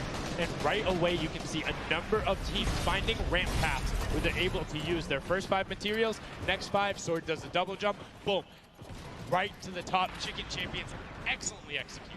Yeah, this is what matters right here, is stopping the Funky Fighters, because clearly they have been doing some good work together as a team so far. Tomoya is off to the races here, though, sent to run away. Can the Sunshine Soldiers come back? Can the Cuddle Crew make a big appearance for themselves? Because they can really shake it up here. It can go any which way depending on who has the most victories, really, in the best placement. Yeah, so currently you will see the fact that they're able to be pushed off right there. Llama Record Go putting shots down towards the spawn. You don't want to peek though, because the hunting rifles will be coming out, and the shot just misses Carnifex right there. And he trades back down. Ninja firing it off, but gets pushed out by Raven's Revenge right there. Yeah, Carnifex having a tough time kind of listening in there. Carnifex was sniped from the side. Now we have Taldak here jumping right in from the Little Whip Warriors. He's going toe-to-toe. Otaga's down and out. So, if I'm the Llama Record Company, and I know I've won a match, and then I did okay in the last one, they were in 4th, so they were there, they were close. Funky Fighters have a win in a 2nd place. Do you send somebody to just hard deny the Funky Fighters the entire time? You don't get the Silver Llama if you don't, right? If the Funky Fighters finish above you, they're going to be finished off. Do you think they can spare somebody to do that, though? Because it's better off to deny them than it is to push up the top. Yeah, but the problem is then, the Little Whip Warriors have been so consistent, you literally allow them to snipe the competition because you over-focus. So I think the play here is play your game, and if anything, stay away from them. Let the rest of the server do that, gritty work for you and dominate the other side. Take that victory. There you go. I like to hear it, Monster. That's fantastic analysis. That's why we keep you around. The breakdown and making sure you challenge the initial opinion there, as the Ravens Revenge are able to get on the top and in a fantastic spot of control right now, building up a 40-point lead. Yeah, even Gotaga's team is still in this. They've been doing relatively well so far. Here it is. He just kind of goes toe-to-toe, and Ninja strikes him right down. Oh, but hey, his teammate comes on in, Raven's Revenge. Who is that? Magma comes right up to the top. And give you guys a little fun fact about Magma. He's from Australia. He started playing in Fortnite Season 2. His favorite aspect of creative mode is actually speedrunning. Always finds new ways to kind of play the game. I mean, good on him, man. I get incredibly frustrated by that, but then watching these guys do the speed runs and how quickly they go through and how efficiently, it just reminds me why we're up here talking about it and watching them do this creative madness as Scissors cuts through the competition, goes straight up to delay and right back down. Cuddle Crew not quite able to get him. It goes up again, so right now just denying the Cuddle Crew the points, but we talked about how we want to see more from them right now, pushing into the top 3. Yes, the Cuddle Crew, come on, make a big appearance. Every game is worth so much. You, at the very least, want to be up in that top 4 contestant so that you can take a little bit more home with you. Here it is, Ninja. Disengages, actually just takes down Magma. And hey, I like the strat here. He says, you know what, I got low health, let's just get back on this respawn wagon. Doesn't even give anyone the satisfaction of stealing the siphon. I was about to say, no siphon, no materials, quick reset, knows he can get out there, was basically in his spawn anyway. That is the type of competitive edge Ninja always looks to give himself. I love that. That was like 200 IQ low-key right there. It was very well played. But back to Gotaga and Hand of Blood here in the same shot. Hand of Blood he can't do much. He knows there's a team up there. Waits for his entire squad to go up the ramp and then hops right to the top. But now back to Gotaga, who's on this point by himself. He wants to kind of bait him into the close. Can he get the hit? And he does. Talon goes right down, straight to the top. That was sick, using the jump right as the animation had started to make sure he clipped them from the bottom, dodges the Funky Fresh Fighter out. Gotaga now getting pinched from the side. 3 of the Funky Fresh Fighters up there doing everything they can, and the shots will come out. Trying to find it, and Dracius coming back up to try and get some defense there for Gotaga, instead just gonna disengage. And it's actually prime movement right there as well. You just see him baiting and switching, going back and forth, trying to get in there, see if he can kind of sneak in and get some extra damage. And here it is, someone's in front of him. He only needs 2 swipes. He goes down, he gets the siphon. Oh, cannot convert another, which would have kept him in the game. His teammates are here though. We're seeing a lot more points being assorted. It's a little more top-heavy this game, going towards the 10-minute mark right now, with Raven's Revenge and Llama Record Co. 100 points clear of the rest of the field. Unfortunately, though, the Funky Fighters have fell to the bottom of the totem pole. If they can't come up to the top, they actually are pushing themselves way out of the average, running for the win of this set. So they really need a massive comeback here. But Savenos is showing why he's here with 13 eliminations already, and bye-bye. Ball's down. Lucky for him. No fall damage. Yeah, it does reset, and that might be one of those moments where you opt for deny, and in fact, he does saying, hey, I'm at 5 HP anyway. I'll see you in a bit. I gotta respawn. Smart play for him. Sunshine Soldiers having a spot to themselves as well right now. Not quite sure who they pushed out here, but the impulse are flying overhead. And Gotaga, they're doing so good at holding the point here, and this is why they're in the #1 lead, but they don't have too much cushion to play with. No, particularly when 12 points per second on that central point. B is open. Gotaga checking his surroundings. No shots coming through. And RTA actually using the door edit and just a little counter edit to make sure that nobody is able to come up and contest him, and just starts raining shots down towards the Little Whip Warriors. Raven's Revenge making their lives difficult this game, but up comes Ninja. RTA goes down. Chappie goes down. Ninja gets the slam. Gotaga, will he be able to find the last hit? Ninja intelligently backs away and strafes it out. Teammate picks that one up, and they get control. Yeah, I love how he played that, stepping and sidestepping so that he can just stay alive, because it doesn't matter if your team successfully wipes a point. If you don't have your captain there to seal the deal for the points afterwards, then you cannot earn anything from it. Here comes Gotaga. He's thrown himself into the fire, straight into the point there, and he gets taken out. Here it is. Tomaya's team has fallen to last place. Can they make a miraculous comeback here before the 7-minute mark? Maybe kind of get themselves in the running. They're trying their hardest. And I mean, generally we talk about caster curses. It might be like player jinxes going on right now. Everyone's saying, yeah, we're doing well. We're going to stick to our game plan.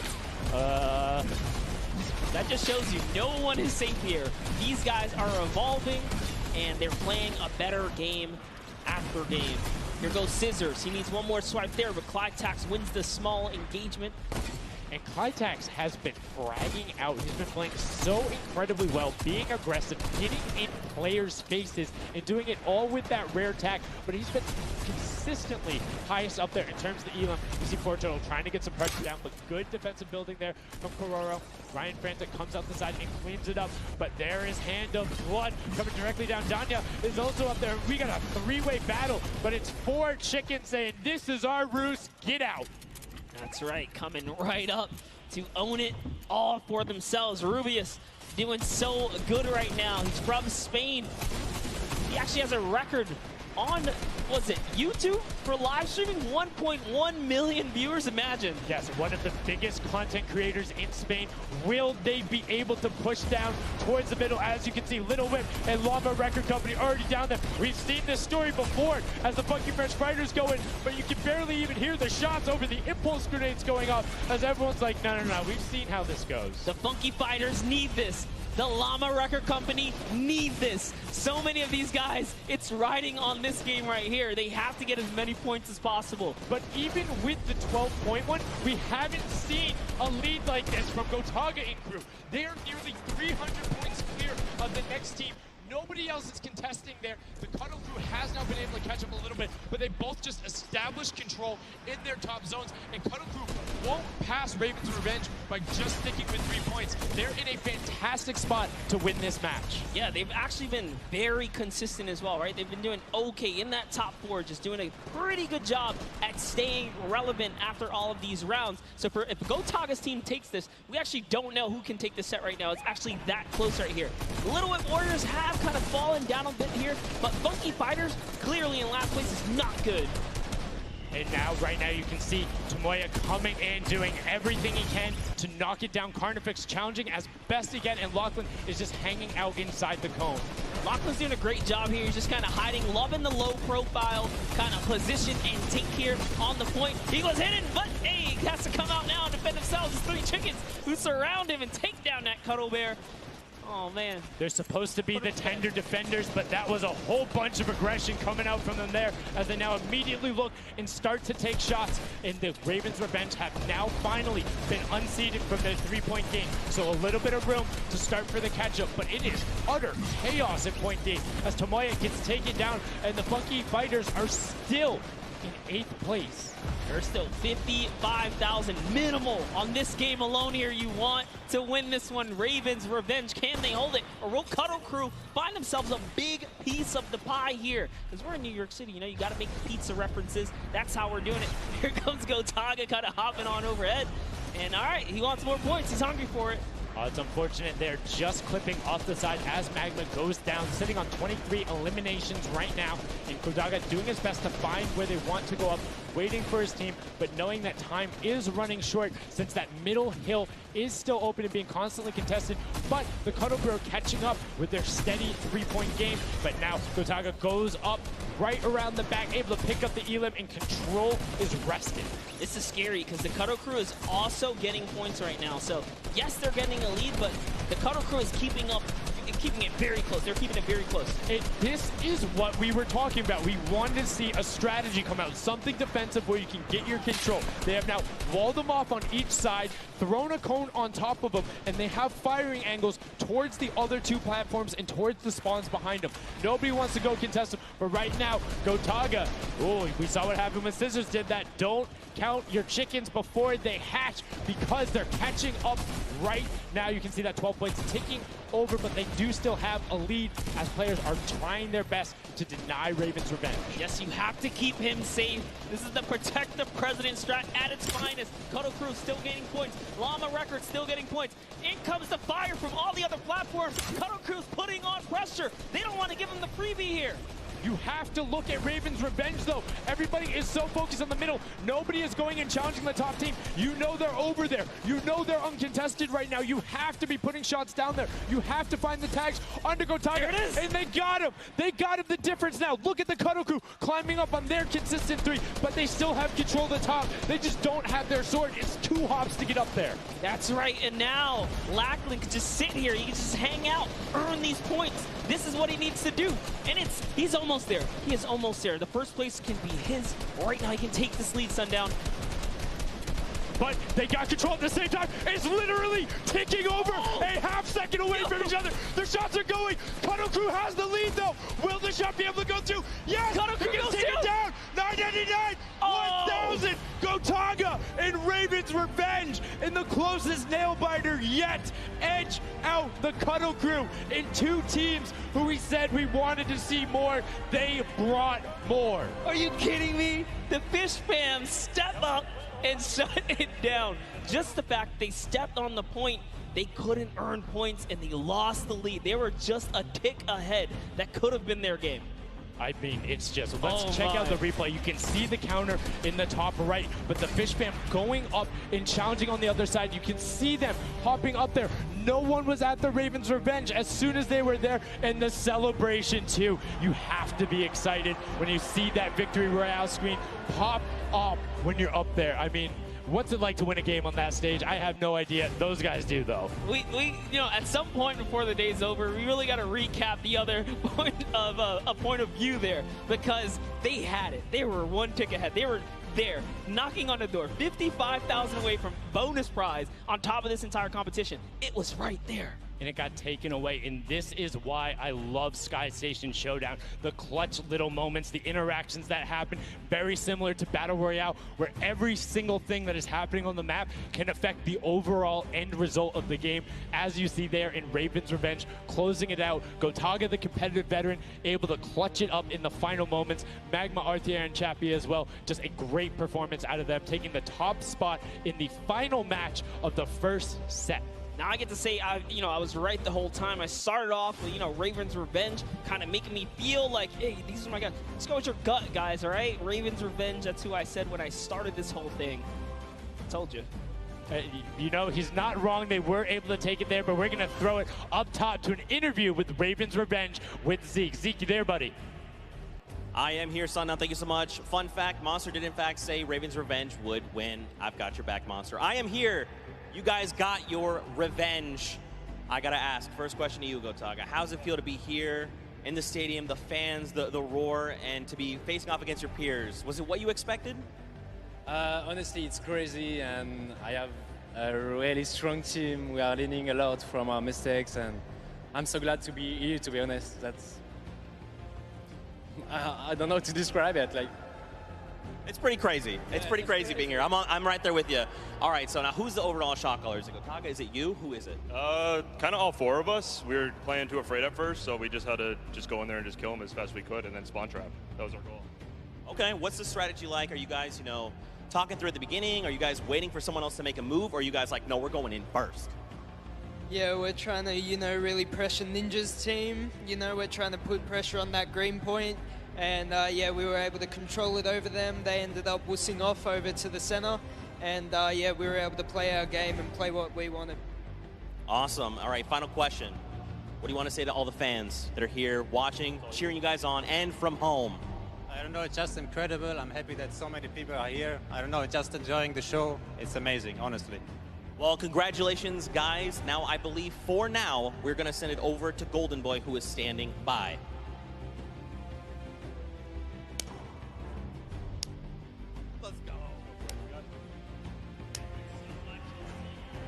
Going on there, and now what we're doing right now, hanging out as they walk back over, just brilliantly done there from RTA, Magma, Chappie, Gotaga. The teamwork from them was just on point. You talked about it, all four strong players from Gotaga, and they're happy with the final result, and that puts them immediately into contention because it's cumulative prize point to find out who will take that first silver llama and kind of get a leg up for the rest of the creative final. I actually want to touch on something that, was kind of interesting. He called Ninja's capture point the green point. These guys are like that focused here. He's like, okay, we know who's kind of farming which ones, and they're shutting players down, shutting down their competition so that they can take these sets. Well, that's the next step, right? As soon as you're immediately in there, and that's the big part for Sky Station that I enjoy, is you have the ability to see where the other opponents are in relation to you for score. So if you want to go and try and make somebody's life difficult, you might not be maximizing your points,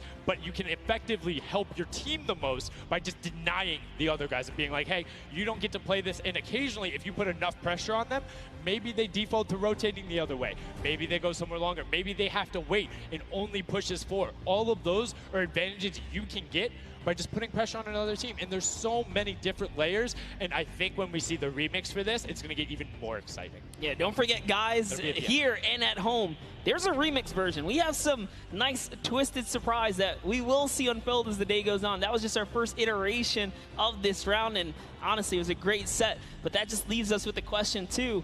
The Funky Fighters, they had an amazing opening, right? Second place is great. You get big prize bonus for that. You win game 2, and then you kind of flop game 3. Depending on where they went, their average might have really been anchored down. Yeah, that ends up being really, really, really harmful. But luckily there, if you're in the 4th to 8th range, there's no additional, I don't want to say penalty, because they're all getting $10,000 for the match of itself. So there's just no additional gain after that fact. You're still able to stay par. So 4th would have been just as bad, but 8th, you're kind of looking like, oh, that'll really bring down the average. It's not the worst case scenario going on there. So they should still be at least in the running, but you can't be comfortable. No. Like, not at all.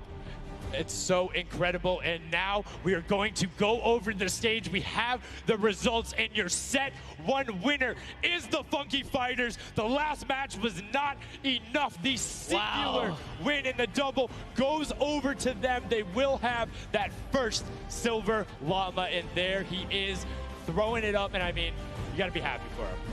They did it. I thought maybe it wasn't enough, but it was. Love this celebration right here. You kind of are like, it's a little, I don't want to say like bittersweet there, but it's like, oh, you kind of like get pushed out in the last game, and then boom, you get it. But now the Silver Llama, but they're happy. They realize, and the big thing, that gives them a leg up for the rest of the competition. If they can win the next match, another team has to win both of them. But such a great job from the Funky Fighters, sticking to their guns, staying with the strategy, getting 2 top 2 finishes, one of them being a win. I actually love this right here. They're all getting together, showing team harmony. They're clearly happy. They take the first set. That's amazing. They're off to the right start, really. They can get another 1 or 2 of those, and this entire creative finals is theirs. Well, and again, we talked with Tomoya beforehand, and he was like, yeah, we're really confident when we can get in the races. We want to be on that world run. We know we can do there. We have some really good runners, and then they turn around and do that? I was just Showdown? Yeah, I was just going to touch it. I was like, you know what? Yeah, this wasn't even their strong suit, right? He did a death run at some point as when he recruited his people for this creative challenge.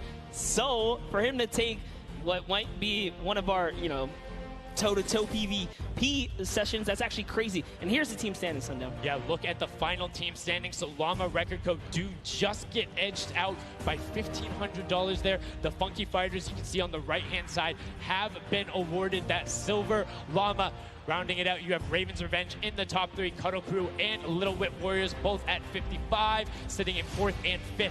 Fish Fam, Sunshine Soldiers, I almost got that one, 6th and 7th, and then 8th there are the Chicken Champions. But this is set 1 of 4. There's still tons of creative games to be going on. I mean, it's been so good, and like we talked about earlier, we have a never-before-seen map and game mode for you guys. Now, I know we released Prop Hunt. It's something that's kind of similar to that. How many of you guys have played Red Light, Green Light at some point in time, right? You've been there, you've done it. I know, whether it might have been a little while ago. Junkyard Juke is a red light, green light prop hunt version where you will have 2 teams sitting up as guards, 6 teams running. It will rotate through every single one of the rounds, and here you can see how to win. You have to dodge those guards, sprint into the center, and incinerate yourself in order to get those points. There are 4 rounds per match, Monster, and how do they score? Yeah, but also, before we get there, you only get to be guard once. And while you're guard, you do not accumulate points. But yes, the points come in through the props themselves. So when you are on the prop side, you want to choose small, medium, or large objects and try and get it to the incinerator under the guard tower. So it's actually really difficult. And like you said, it's a hybrid. It's a red light, green light / prop hunt style. This is a pretty tough game mode. We've played a fair amount of it. I got my hands on it. This is actually a lot harder than it kind of sounds. So it's something that is just completely different. I don't know how many of you guys have played Prop Hunt. Definitely check it out. It's on the Creative Islands. It's a lot of fun, but this brings an additional aspect to it. The guards are able to have the denial. You're able to plan routes out, and you can have strategies, right? So, hey, maybe I want to run all big props the whole time. Don't give it away. Don't give it away. There's tons of different things. Let's check out the format and see what these guys, how they're going to go through, what the map looks like, and really get an idea of how the game is played.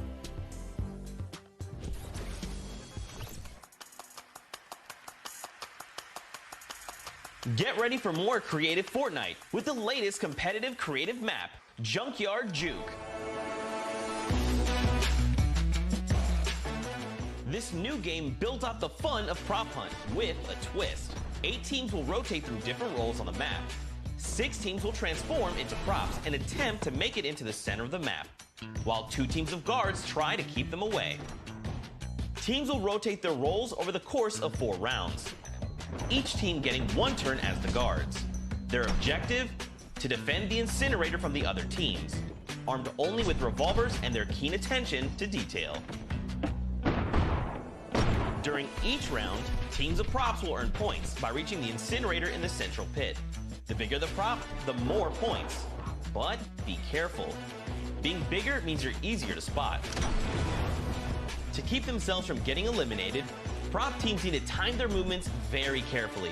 Every few seconds, the guard teams will be blinded for a short time, and the center point turns green, giving the props a chance to run for the hills, or rather, the pit. Once a prop reaches the goal, they respawn at their home base to start over, running as many props as they can before the match ends. If a player is eliminated, they also respawn at their home base and need to start the trek all over again. After 4 rounds, each team's points from their prop rounds will be combined, and the team with the most points wins the game. So keep an eye out for those moving bushes, crates, and gnomes, and enjoy the Junkyard Juke. Thank you so much, Zeke, for that update. That's Junkyard Juke, something that has never before been seen. It looks kind of a little simple, but it's wacky, it's fun. There's a lot of small little minutia that go into it, things you can min-max on, and also there's just a level of ridiculousness that I enjoy so much. Just seeing somebody turn themselves into a literal dumpster and then try and weave their way past, it's a lot of fun. Let the memes come to life here as your favorite. Whoa, you talking about my gameplay again? God, that's so rude. Turn them into dumpsters, literally. We'll get to see that unfold here as, I gotta say, this is a frustrating game mode. It's very difficult. You guys are gonna see why. It is gonna be tough for some of these guys to bring in those big point objects, and that's just gonna be the name of it. Who can score the most here? Who can score, and how well are you playing defense? How well do you coordinate? Who is watching the right angles? And it's going to be interesting to see. Do they switch up their strategy from game 1 to game 2? Because there's so many different things you can do. But we are about to have the world premiere of Junkyard Juke. We are getting into set number 2. The Funky Fighters have 1 silver llama. Who will get the second? We now are in to set 2, match 1, and right away you can see Chappa, Gotaga, Magma, and RTA of Raven's Revenge, and then the Little Whip Warriors, Ninja, Taco, Taldak, and Maze Kaz taking their shots off. Now, fun fact, the screens are there. You can't see, but you can shoot through them. So don't be afraid to take some shots. I mean, we know the trick shotters will. Yeah, some people are already shooting. They figured that part out. It looks like Chappie hasn't quite yet. He's kind of looking.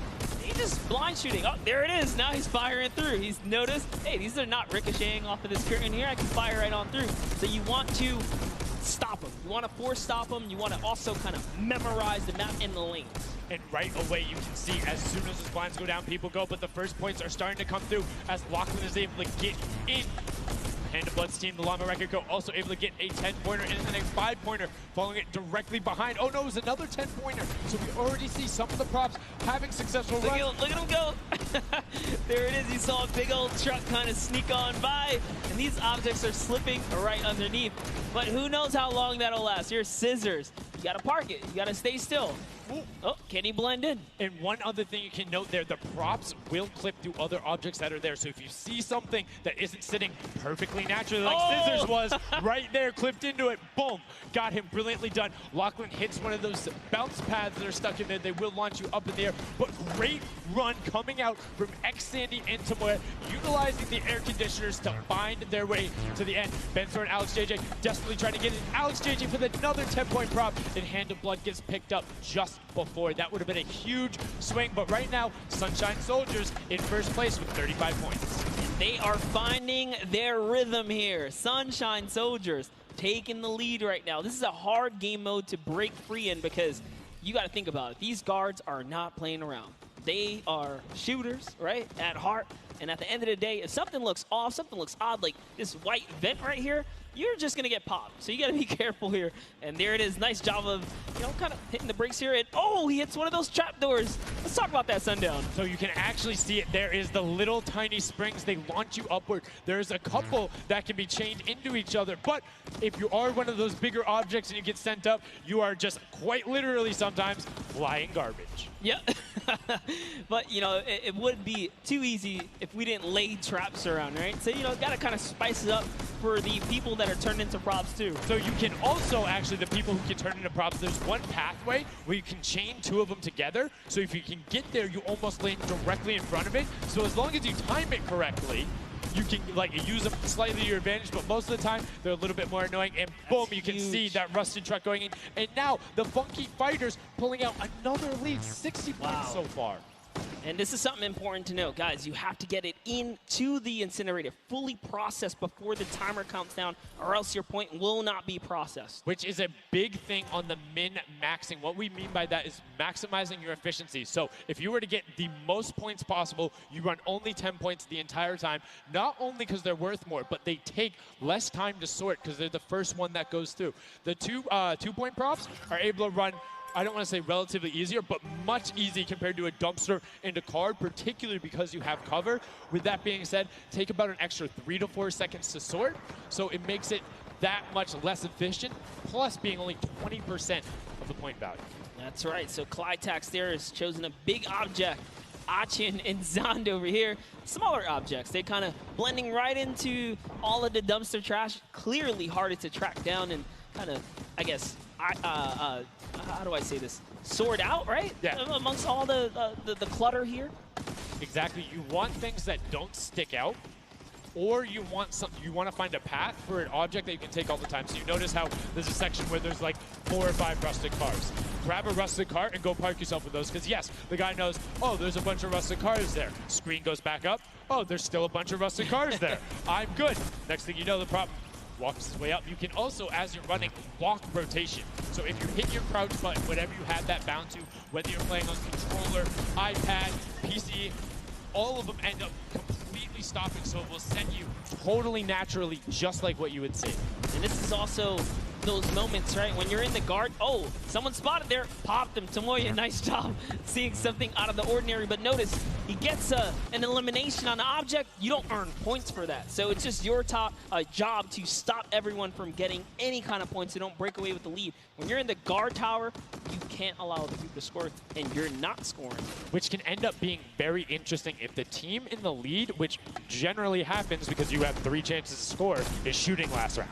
Right? Because then it's all about how good are your pressure. And one other thing you can see, starting to fire through the screens, very well done for them, picking up an elim there. But right now, Kadoku already wresting the lead away. All 3 of them sitting there at 60, but they're 5-point processes, and it goes through as 2 more dumpsters throw themselves into the fray. Yeah, and that's because the Funky Fighters cannot earn points here in the guard round. The Sunshine Soldiers using this opportunity once again to just break away even closer to taking lead. And the Chicken Champions can't earn anything either. I love that from Clytax. Right away, hides himself behind the box, and you see his hands. He's like, please, please make sure it's not there. And then boom, gets the point, gets a nice little selfie going in. And you can see all of them getting sorted there. Another way, I'm all about the min-maxing. Point your camera towards the end. You go just a little bit faster.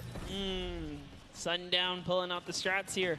The question is, can our competitors figure it out fast enough with their limited amount of games here? But 20 seconds on the clock. Can he get this in time? Remember, you got to grab the dumpster, drop the dumpster, and get it processed. That was perfect. That was so good by Stuart000 because he dodged the little springboard there. You saw him look at it and be like, oh, no, I'm good. And that was the last run. None of these props are going to be able to get sorted. Lachlan gets picked out at the end. You can see 3, 2, 1, but not going to be enough. You need to get all the way through and sorted on the point as the rest of the denial comes through, and we're going to rotate the guards up again. Yes, so we will have some new guards take their place. This is honestly Chicken Champions' opportunity to start scoring some points and hopefully close up the gap here. The Sunshine Soldiers are now at the bottom layer of the guard tower, and the Fish Fam are at the top.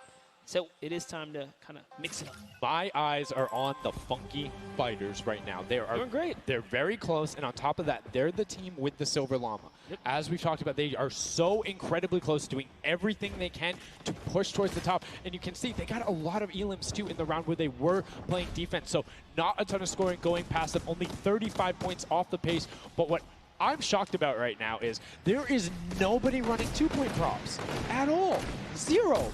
Tomoya is a genius. He was already spotted out for the statue. He kind of hit over to the side and said, you know what, I kind of got to wait here. I can't park this statue out in the open. He's going to be hunting for me. And that's exactly what he does. Kind of sits it over on the side there.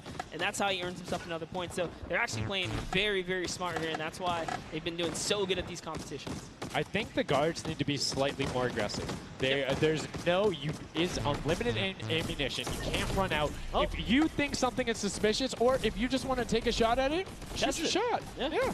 What's the worst case that happens? You miss. There's no accuracy stats going on there. If something looks suspicious, don't let it through. You're the guards, and you want to deny as much as possible. And again, every match is for $55,000 for the winning team. You want that, and that will lead into the Llamas as well. You don't want to end up in that 4th to 8th spot. You want to push past your competitors as we see a whole mess of air conditioners going in, the water heaters in. It was fantastic for Ravens Revenge, and Llama Record Co. are also climbing their way up the leaderboard, 110 points so far. Great job for the Llama Record Company. Alex, JJ, Carnifex, Venos, and Hand of Blood. This team is doing great right here as they seemingly inch their way to the top somehow, overtaking the Cuddle Crew, which, by the way, Lachlan's team has been showing up here. It's good to see them, catch a little bit of domination here in this junkyard juke. Well, like we said, the creative finals is all about celebrating the different types of creative skills. There's different ways to express that. We have the World Run where it's there. We saw Sky Station Showdown, which shows off building and team tactics. And right now, Prop Hunt is all about min-maxing efficiency, working together, and hitting your shots. Yeah, absolutely, because when you're in that guard tower, you don't have opportunity to miss. You let them score, they're going to break free and break away with the lead. Here's a look at Svenos here, who's that bullseye, just kind of blending right in. The archery target, there's a lot of them out there, but you need to be careful because they're slightly harder. And come on. Uh-oh. Really? He's floating up Really? there. You can see kind of like the look on his face. He's like, there's no way this works. And one other thing to talk about is orientation of your prop. So you notice he actually swapped his camera and pointed in the other direction. Unfortunately, was clipping into the trash bag there. But if you're running forward, your prop faces backwards. So you need to run and then turn, settle yourself. That's the best way. Or you orient yourself around the stuff that's near you. Because if you're facing in a totally random direction, that'll earn a bullet in most circumstances. I love how aggressive they were at the final moments. The clock was You gotta go. Yeah, the clock was ticking. They're like, you know what, we gotta get in here. But that was round 3 of 4 for this first game right here. And, it's kind of going either which way. So if you've already had your shot at the guard tower, you're safe. You're good. You can keep getting points. But if this is your last opportunity, if you're in a guard tower, that's all the points you got. That's it. They have to hold strong. So this is where it really comes into mind who is running, who is in the tower, and what does the scoreboard look like. So right now we can see right away Llama Record Co. is up there, and I believe it's with, I didn't see who that other team was. When we pan back over, we'll call that out. But Llama Record Co. is in first right now, and I think Cuddle Crew is with them as well. So it's typical that the top 2 would be up there, and it is. The top 2 teams are in the guard tower. So right now, everyone needs to unseat them. Otherwise, they will take this first match of set 2. I'll be honest with you, it's a pretty big lead. That's a substantial lead. Whoever is left in the game, the Sunshine Soldiers, Funky Fighters, Chicken Champions, you got to bring these big items through and do it successfully with the limited time left in this round right here, because if not, it's going to be hard to catch up to that 150. We're starting to see a little bit more consistency right there. And look at Svenos just shooting. He's just shooting everything. He's not worried in terms of going through there. Does hit one elim, fires the shots off, going through, trying to look at just anything that he thinks doesn't look normal. Anything that maybe not have been there before. It's like one of my favorite things, watching him just shoot the boxes like, what's that? Was that there? Was that there? Was that there? Was that there? He's just taking his shots. That's exactly what you got to do here if you want to hold this lead here. And that's why they're dominating. You can see the no hesitation really coming out of them, and that's why they have the lead right now. And it's great. It's great that they're hitting his shots. It's great that Svenos is holding it down. But the Funky Fighters, we talked about it, eyes on them, already up to 120. One more 10-point prop will put them past. And unfortunately for Ninja there, does get hit on the springboard, but gets in anyway, so just a little bit of time loss. And great shot from Lachlan. My lord, I barely even saw that. Ford Turtle from Australia hit a springboard, and Lachlan shut that down. His fellow Australian brother right there. Very nicely done. You don't want to hit those springboards, man. And now you can see 125 from the Funky Fighters. They're doing everything they can to overtake. They want this match victory. They want to keep the momentum rolling. But the Cuddle Group is doing a great job of picking up targets and running their timeout, getting some both right as they get out of spawn and before they're about to score, which the waste of time is even that much more efficient, but unfortunately not finding anything there. Yeah, Lachlan is really not timing his kind of rotations and reloads properly. Notice he's not also utilizing the shooting through the curtain factor there. He's kind of holding himself back. That's why you saw him with a couple E-lings right there. But you got to put that pressure down, lock down these lanes so that they don't just get like free rotations through, right? And again, we talked about it a little bit. I'm very surprised nobody is consistently running 2-point props. You can get them in close to every run if you pick the right path and you take the covered angles. It's very difficult to stop them, particularly with the smaller hitboxes. But so far, we've only seen 2 scored. Yeah, and I like that. Cuddle Crew right there, 130 points. This is their time. Cuddle Crew still doing really good defense right here. Oh no, but you know, Cass's curse. I feel so bad. Chicken Champion comes up out of nowhere, takes that one right away. Able to get him there, and now the Funky Fighters 5 points out. Anything going in will be enough, and the time ticks over. They didn't get it in there. Oh! Did they get it in there? They might have got the 5-point right at the end, but no, wasn't enough. Llama Record Co. on the defense says, lock it up. We good. Brilliantly done from them. And that's what I'm talking about. When you're sitting there on defense, you know exactly how long you need to keep them out, exactly what you need to do in order to take the victory. And no surprise there, the guys who are all about that apocalypse game mode during the creative trials, able to take home the very first match ever on Junkyard Juke. That was well played. Valiant effort for everyone that participated in that run right there. And it was a close one. 150 points to the contender having 145. Just 1 point. One small radiator. And this is what I'm talking about, where if you had one person who is running just 2-point props there and got their successful runs at the end, they would have it. That's 3 successful runs. That takes about a minute, and you could have collected to it.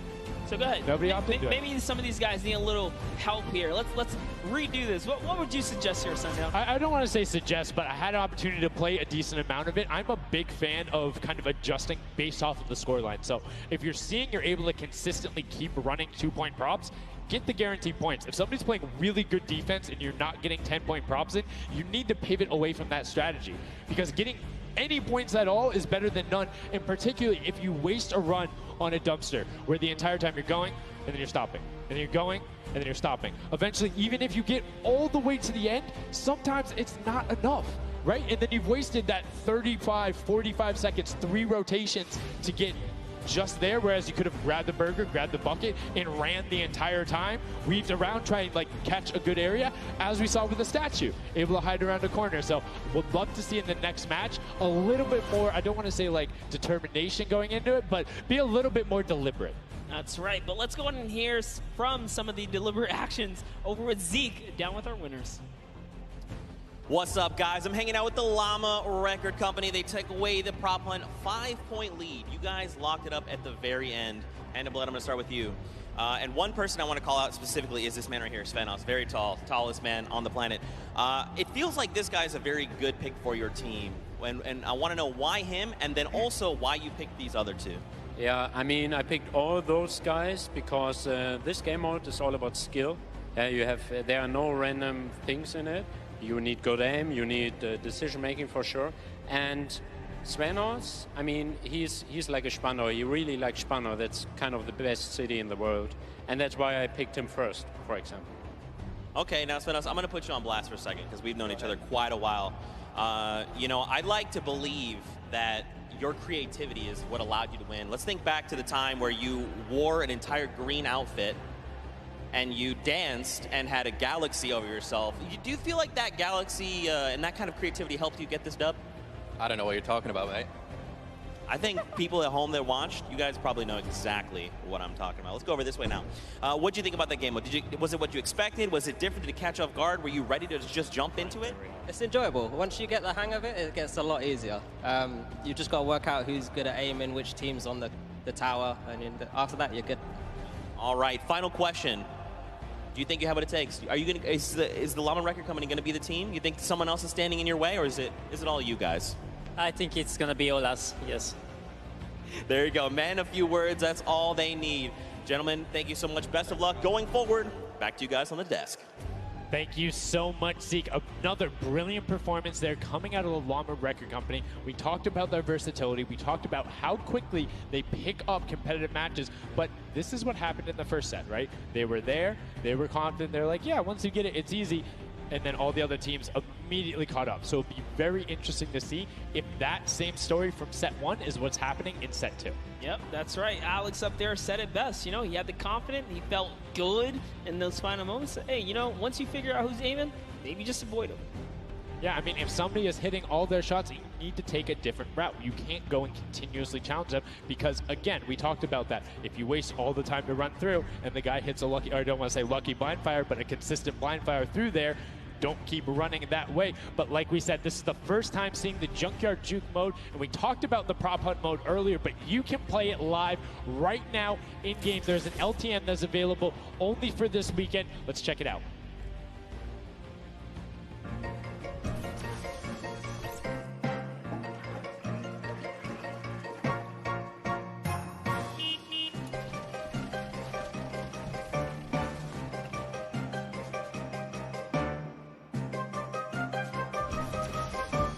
Like we said, you can check that out live in client. It's an LTM that is available only for this weekend. And Monster, have you had a chance to play Prop Hunt? Well, all week long now, I finally really got to experience the Prop Hunt. And before this, I kind of heard you guys talk about it. I was like, is that something I want to try out? But no, it honestly was very fun.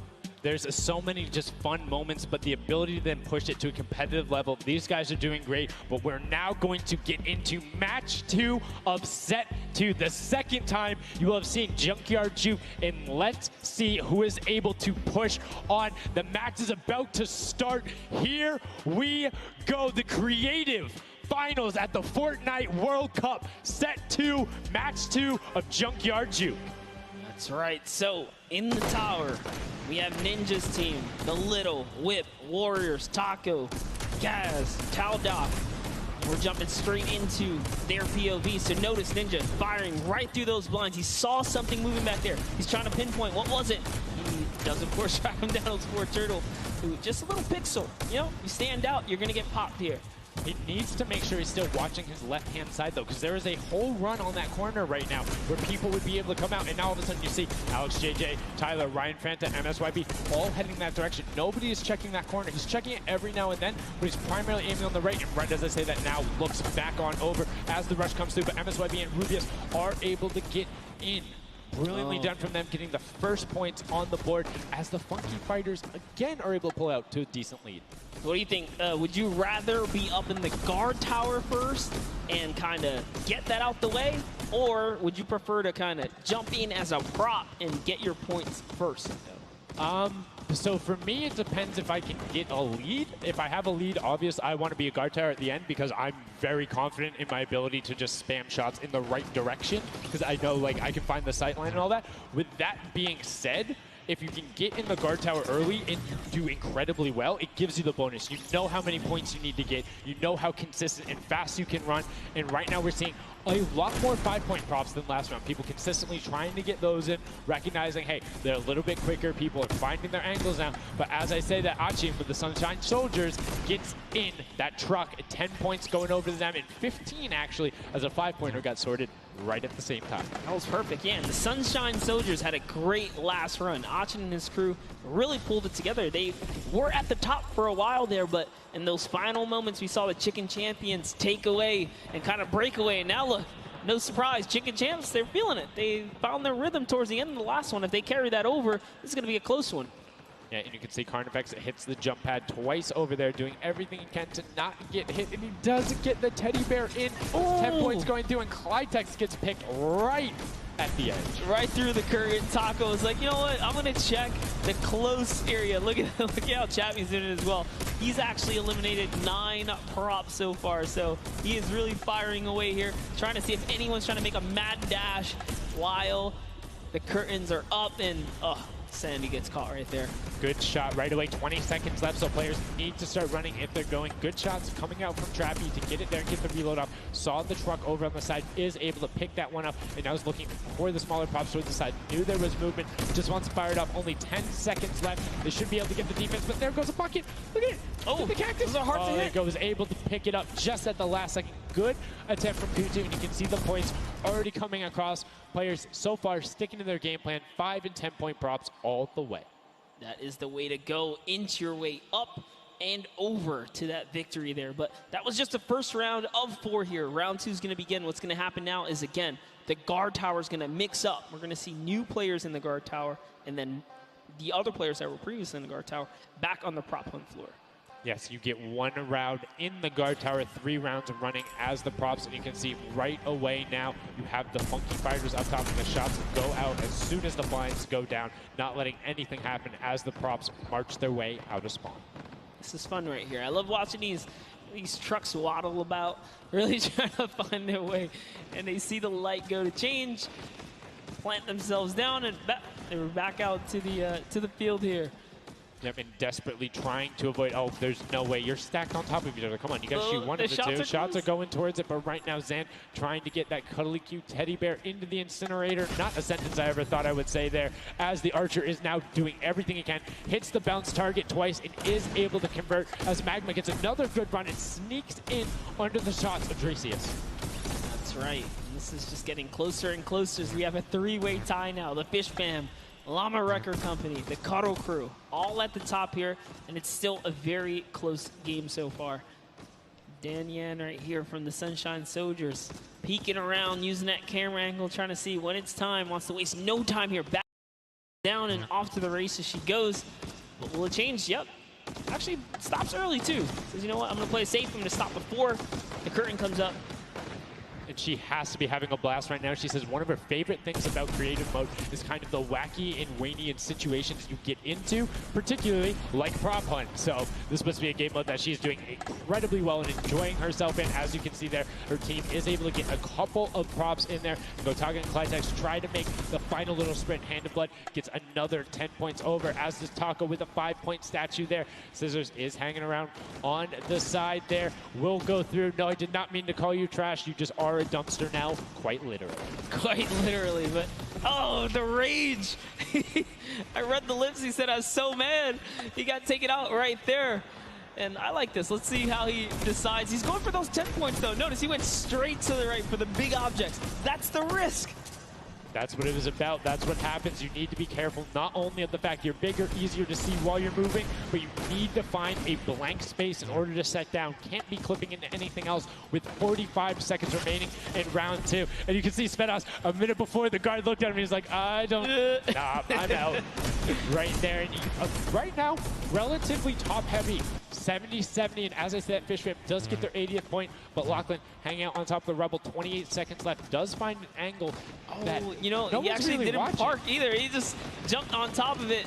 You know, I haven't been to this section here where all the vehicles are. This is the section I'm talking about, where you can grab a burger in a bucket, go out, and not expose yourself except for during one period. And as long as you either full run the time through, or you opt to sit still during that time, then you're good. You will score literally every single run. It's just you have to be a 2-point prop, and you have to go to that exit.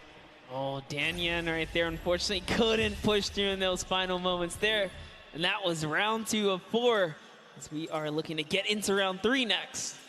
So they can earn some more points. And every single set matters, right? Every game matters, because there's a lot of prize on the line. Yes, every single match is scored. The top 4 will receive a gradient of money going from $55,000 down to 20, and then you have the 4th through 10th all receiving 10. That prize is then decided who will receive the Silver Llama. The Funky Fighters currently have one, but who will be able to press with them? Clytax, that vehicle is way too big, buddy. You can't just be trying to squeeze it behind that and not think someone's going to see the tail end of it. Here we have Bensor and Dracius close by one another. Bensor gets popped through the blinds there.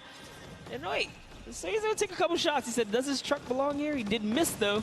Lucky for him. The bad aim and that moment right there is going to allow him to sneak that big 10-point. No! He gets taken out. Right there, that's no points for him. 10 is huge in this mode, too. It's very difficult to get a vehicle all the way through. I mean, it's swingy, right? If you think about it, the last round was one with 150 points, right? So if you get a singular 10-point profit, that's not an insignificant percentage there. Like, that's going to be able to help your team, but you also need to set your feet there, as Kororo didn't hit the crouch button. It was like, I see you wiggling a little bit there. Yoink. There's Ninja, Ryan, Pronta, Chappie, many others still in the running here. Just kind of peeking around. You see Tyler shooting straight through the curtain. It almost looks like he's beelining his shots down the aisle there, trying to see if he can get anyone trying to exit out. Zan sees the one pop up in the air, and I think he might have clipped that person out. Nobody is watching that side. Oh, Fish Fam needs to communicate better right now. Nobody was covering that other side. We saw two teams able to get a decent run out, but right now, Llama Record Company still holding the lead, sitting at 100 points. But don't forget, Fish Fam are up on top right now, are the guards, which means they're not scoring points. He's so fast. Ryan Pronta is so fast here with this prop. Even moving it, he doesn't care. He's going all the way for it. But he's got to watch for traps. See the fear? He's like, you know what? I'm not even going to risk it. I'm going to wait here and get the secure point. So one important thing to notice, too, is Ryan is taking paths consistently that take him to the corner of the guard tower, because the corner provides you with a little bit of natural cover, and it breaks that sight line up. If you're only staring out in one direction, it's super easy to be like, no, that car was not there. I know it wasn't. If you're flipping back and forth across that corner piece, it just breaks up your field of view a little bit more, and it's that much harder to try and figure out what's actually going to hit. That's right, and oh boy, is MSYB going to be able to sneak this huge chuck in? Oh, he actually hit something there. He's going to sneak it right underneath. Lucky for him, the shot did not come back in time. But just that big archery target was almost enough to kind of block him right there. Venos gets another large object in as well. That's another 10-pointer for the Llama Record. It was fully processed here, so now he's at 130. Can the Cuddle Crew hold the lead here, though? Can they secure it? All the Llama Record Company needs to not score right now, and they'll continue to kind of stay in the lead. And you can see Scissors is hitting a ton of shots. They're trying to get the retribution as the guard, and now we're heading in to our final round of match number 2. So we'll see who the guards are, see what the stakes are, and who will be able to take that #1 spot. Again, first place, $55,000, and that much closer to Silver Llama #2. And again, we have the Cuddle Crew and Llama Record Co. up on defense. Let's check out that scoreboard. And Cuddle Crew, Llama Record Co., first and second. Who will be able to overtake them? And they are so close to 5 points separating. It's a battle for first and second now. Yes, Lackland and the rest of his team are trying their hardest. They have to stop people from scoring. The Chicken Champions get up and can just easily snag this away. But for now, they know the Llama Record Company cannot. They can't take them over. Ooh, I thought he was going to shoot that car. He knew it wasn't there. Nice. Finds the box right around the corner and then gets another one right after. Blind fire through the shade as Rubius is looking to post up there. Spanish YouTuber trying to find a way in, trying to lead his team, and they've overtaken the Llama Record Co. with plenty of time and are tied with the Cuddle team. Any singular point now will put the Chicken Champions as our match 2 winner. They need one prop. That's right, they're so close here. Magma trying to hop on over. Who's it going to be for the Chicken Champions? Who's going to be? Do you think they get a 2-point prop? They have the scoreboard in front of them. They know they need only that. Do you think they run one in, or do you think they stay with what they're doing right now? Honestly, I think they're just going to stay with what they're doing. It's working. Why break the formula here? They have over a minute to do so. And just like that, they are going to sneak that will in be here. it. Yes, brilliantly done. They're overtaking them. And now the question is, can the Little Whip Warriors get enough in to catch them? It's a 25-point spread, but you can get that. You have 4 runners. You can get that in a single run if you're well coordinated enough. Will they be able to catch up, or can the Chicken Champions edge it out and be our match 2 victors? That's right, because the Cuddle Crew is now bumped out. The Chicken Champions are holding it. Little Whip Warriors have scored, though. 1 minute left here. Uh-oh. Raven's Revenge coming up as well, as is the Fish Fam. This is actually getting closer than we would have thought. They're close to pushing out the Cutter Crew and Llamas. Yep, and Little Whip Ninja also getting the 5 points there. Will be able to overtake. Don't forget, you don't want to end up 4th to 8th. It's all about at least breaking into top 4 to get a little bit of the differentiation there in the prizing. But the Chicken Champions are pulling ahead. They're keeping that 25-point difference so far between the Little Whip Warriors. Little Whip needs to find a coordinated run with 10-point props in these last 30 seconds, or they're not going to get it. Meanwhile, Bensor running that statue and trying to lock up everything he can for the lead, and he's being extremely patient with it. Taking a corner run, finding everything he needs to do. Little Whip does get a 5 and a 10, and they're still now only 20 points behind, but Bensor is going to be able to lock that one up from there. 5 points, 25, 15 seconds left. The Chicken Champions are sitting pretty. Yes, that's right. If the Little Whip Warriors don't score big right now with all big props, it's going to be all over in 3 seconds. And it's not going to be enough here because the Chicken Champions, they actually pushed the lead even further. Did you see what happened at the last second? They did score. No. Raven's Revenge grabbed the 2-point prop, hard ran all the way through, got it in, right? And then that pushed them from 4th into 3rd. When we talk about every little interaction mattering, that was it. But the Chicken Champions, one might be able to say that was excellent. They were able to tender defend that title for the match 2 victory and putting them in a good spot to contend for the set 2 Llama. You can see the excitement there on their faces as they just realize, hey man, we got this. We're in the running here. The Junkyard Juke could be ours. And you can see they're still talking gameplay right now. Like, they want to know, what can we do more? That play you did right there was awesome, but they want the next one because there's 3 matches for each one of the sets. And a win there would put them in a fantastic spot to get the 2nd Silver Llama. You need that in order to be in contention. And if they're able to split it up away and deny it from the Funky Fighters, the field's wide open. Yes, it's not over yet. That's just another team who takes the victory here, making it that much closer of a running so far. And we saw the Ravens Revenge kind of sneak up too. You need as many points as possible. The bigger the placement, the better the prize as well for the round. So you can't just give up either. You got to push it all the way to the final moment. And hey, hats off to whoever's call that was on Ravens Revenge. That was a brilliant decision, showing exactly why you're able to qualify for the Fortnite World Cup Creative Finals, why you're playing on that stage. Those are the big plays, but again, brilliantly done from the Chicken Champions. Consistent runs, stuck to their statues, stuck to their routes, and took the corners. And now we're actually going to have a chance to talk to our Chicken Champions, the Match 2 champions. Zeke has them up there on the top floor. Zeke, what do you got for us? What's going on, guys? I'm hanging out with the Chicken Champions, guys. That game was insane. Feathers were flying, and you guys clutched it up. Did you figure out the strategy? Because you guys were well and ahead of everybody else. Yeah, we practiced yesterday, and everything is thanks to this guy. This guy always goes for the 10 points, always, and he always gets it. So thanks to you, man. All right, then I'm coming to you, Mr. Carey. What was the strategy? How did you get the 10 points in there? Was it the same every time? Did you switch things up? Yeah, go for the 10 points each time and do the same strategy, and it seems to work. So in this intense game of red light, green light, were you like stopping early, or were you just like going as far as you could go and then waiting for someone to spot you and stopping, or what was your plan? I'm taking it very patiently. Yeah. All right, now over to you guys. What do you guys think of this game mode? Has it been everything you thought it's been? Yeah, it's great. We had a game plan. We definitely did what we came to do, and yeah, that's what we expected. So. Very well executed. You did not lay an egg. All right, final question for you. I want to give you the chance to tell the world, you know, all the fans something. What do you want to tell them?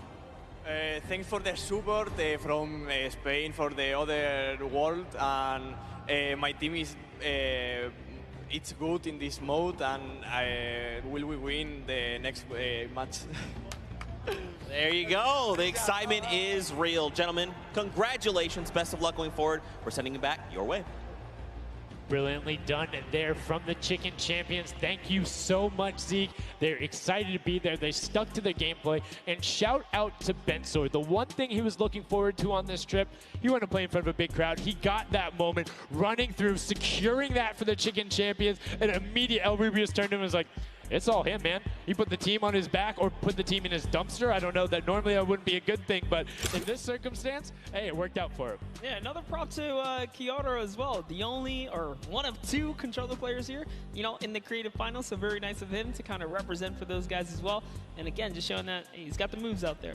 He had the moves, was able to find the right angles, and now we've seen some developments from match 1 to match 2. Yep. What was the big thing that stuck out from you that was different?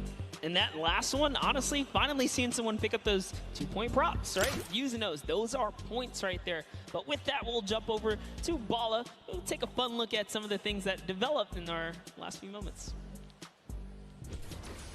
Thank you so much, guys. Yes, the Junkyard Juke is developing nicely. Everybody's starting to figure out what all the different tools and props they have available to them. So with that, we're going to hop into some of the tips and tricks that I've seen from the Junkyard Juke so far. We can roll the clip right now as all these players. The first thing I want to point out is there are these springboards. Unfortunately, Dan Yen gets picked out of the sky there. Not too happy about that. But moving on to Tomoya using the statue. This is one of the interesting scores I saw with the statue, those higher point objects being useful. Scissors here with the springboard, the recovery, and just barely doesn't get into the incinerator at the last second. And then here we have Tomoya, no, sorry, we have, again, just an awesome run towards there, looking like a scene out of everybody, you know, crossing the street at the same time. Here's Tracius hitting some amazing shots through the black. And then he just continues shooting, just hoping that he can get a shot. This is the other team, the Cuddle Crew, doing the same thing, but then also synchronizing, making sure they have coverage on all angles. Finally, Tomoya made some amazing calls. We'll listen to them in a second, but this is what he did. Always timing it perfectly so that he can get in and make sure that his teammates also go at the same time and make it into that incinerator. So we're gonna head and listen to what those communications were like from Tomoya and team. In this one, they made sure the countdown was perfect. 2, 3, 4, 10. I got 10. I got 10. We are 10. We are both 10. 1, 2, 3, 4, 5. Stop. Oh, they kill me. If they don't kill me, I score 10. Don't 1, 2, 3, Okay, I got 5. I got 5. I got 10. No! He killed me. Oh. We are strong team. Yeah. I scored 0 in the second round. That's the problem. I scored 0 in the first one, so. Like, we are all close points. There you go. The Funky Fighters, you know they won the first Silver Llama. We're going to see if they can win the next one. We've got one more match here on Junkyard Juke to go, and we'll see who will come out on top with the Silver Llama from this. Guys, back to you.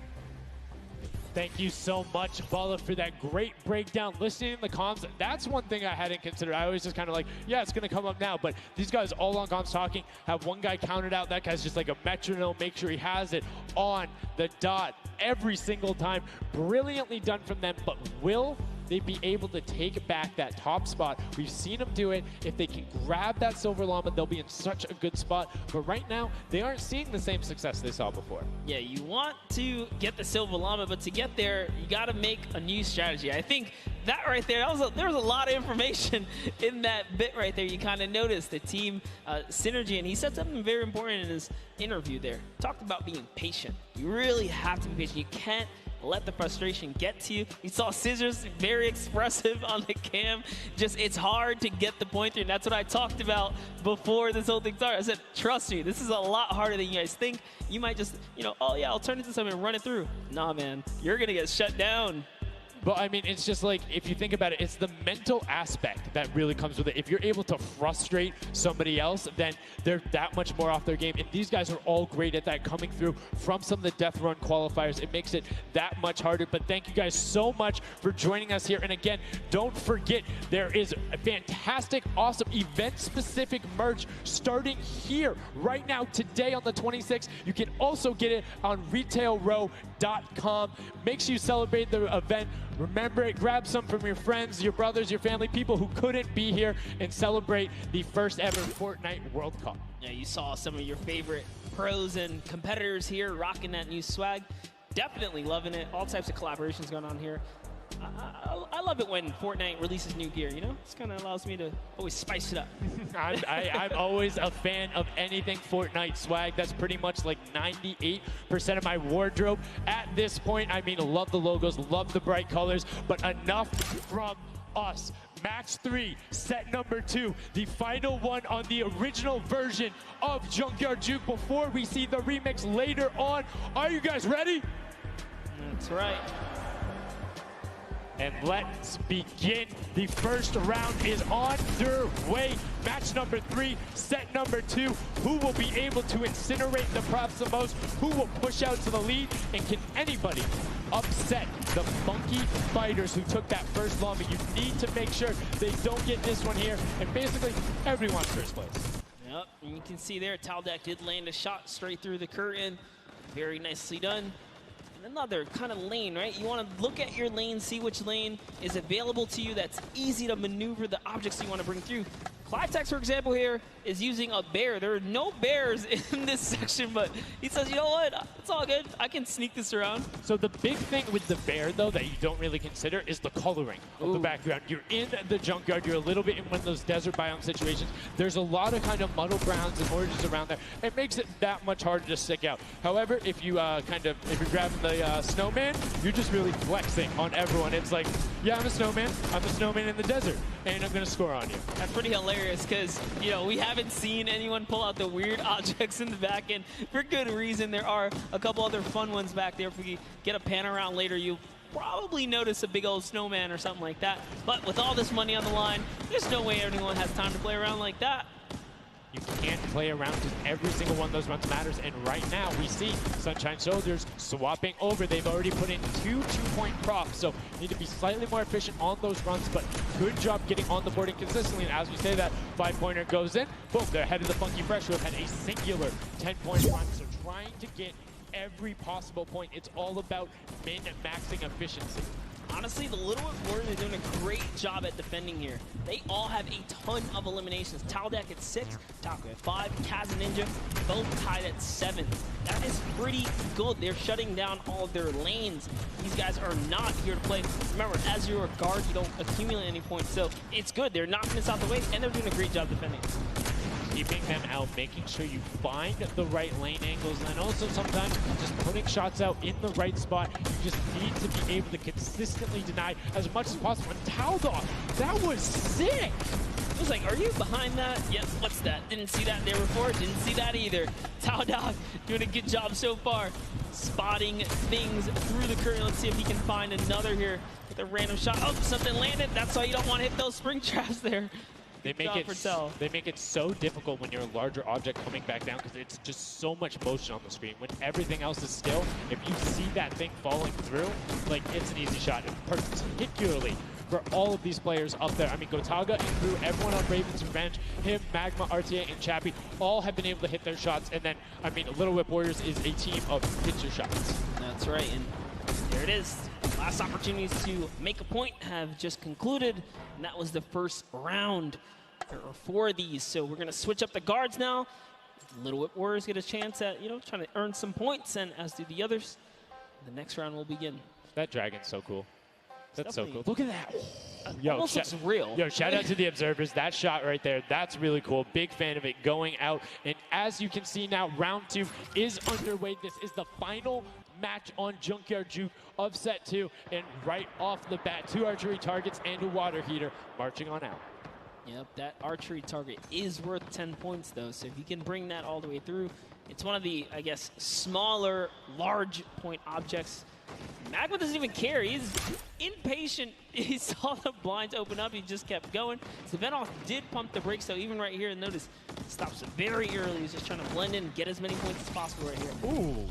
Did get picked up. It might have been the book there. That's the one thing that you need to note that makes it very difficult about the bullseye or the archery target is the fact that because it has those placed legs, you have to be deliberate about where you're setting down. Otherwise, you're like, boom, right there. That book would be a giveaway if somebody decided to look down and double check that box. But there's 6 other boxes around, so relatively safe. Good path chosen there from Tyler, and opts to stop and being, you know, a little bit of patient. And might have cost him there. I think he would have had it if he had just go full send, and I think he thinks so too. Yo, it makes me laugh to see him scratch his head, his jaw just like, oh, being so close and not making it through is so unfortunate. Taldak is going to find a little bit of success there as the Suezo, and you saw Alex J for a bit is very close to scoring as well. Here's Zan from the Fish Fam, representing, hugging really close to that cactus. So long as he's not pushing through it, yeah, he is going to be able to sneak on out. He kind of hiccups there. He's going to go all the way. He doesn't care if the curtain comes down. He sneaks right underneath Tomoya. And his team up top, Funky Fighters, are at 35 points now in the guard tower. They can't earn any more. And that was a great run there by Zandy Knight. You see Svenos waiting for the bombs to go down, making sure he can find an angle, and then pushing in towards. Needs to be careful of that spring right there, but doesn't matter. Gets picked up anyway as he's like, hey, there wasn't a card there before. Alex JJ now looking to find a run. You can see Fish Fam and Llama Record Code currently hanging out at the top, but again, haven't had the chance to be up there, so can be expected. Alex JJ now 2 targets, both running out. Good stops at the same time, but particularly if you have 2 people taking the same path as the same item, it kind of has a little bit more of a benefit because you're like, yeah, those are both there behind. There's no way those are both props. That's what I was going to say. I was like, you know what? Honestly, if you see a bunch of the same things, they blend in a little more. It's when something's an oddball that you really start to shoot. So maybe it is a good idea to time it, right? But there's split spawns, so you don't always consistently. There's different spawn points around the map that have the different exits as you go out, so you can coordinate with a teammate. Or what you can also do is sort of bait somebody else to do it, right? So you see somebody who's running an archery target, and you're like, okay, I'm just going to grab that too, and then you follow their path. And if they get picked up, oh, well, you look slightly more natural, particularly if you're that much more patient. And you can see Svenos is actually doing that right now with Carnifex, both of them going into the box. Svenos does hit the spring, is hanging out behind the car, and will get the score. That was a great run from him. Yeah, he actually recognized where he was not looking down in the right direction, so he took advantage of that. Funky Fighter let his guard down for just a second there. He did manage to sneak on through, so that was the big point there in the final seconds as this round is now coming to a close there. Next round is going to begin. We're going to switch up the guards. Take another look. And no dancing, just props and shots going out from the guards. Round 3 kicking off in the final match of set 2 at the Creative Finals. Who will be able to take that second silver llama? And right now, you see Bensor is going in for the 10-point prop right away. Kutu does get the Mimic, but then opts to go for a different route as players are starting to feel a little bit of the pressure here. You can tell they need to score points. It's the first time we're starting to see some gnomes out there and another teddy bear on the run. That's right, Kantaka representing here. He's putting himself straight behind every object that he can. I love that they're using the smaller objects. It's so much easier to score with those. When you bring those big ones out, it really is hard. He actually put himself inside the truck. You see that? He's following Kuta so close here.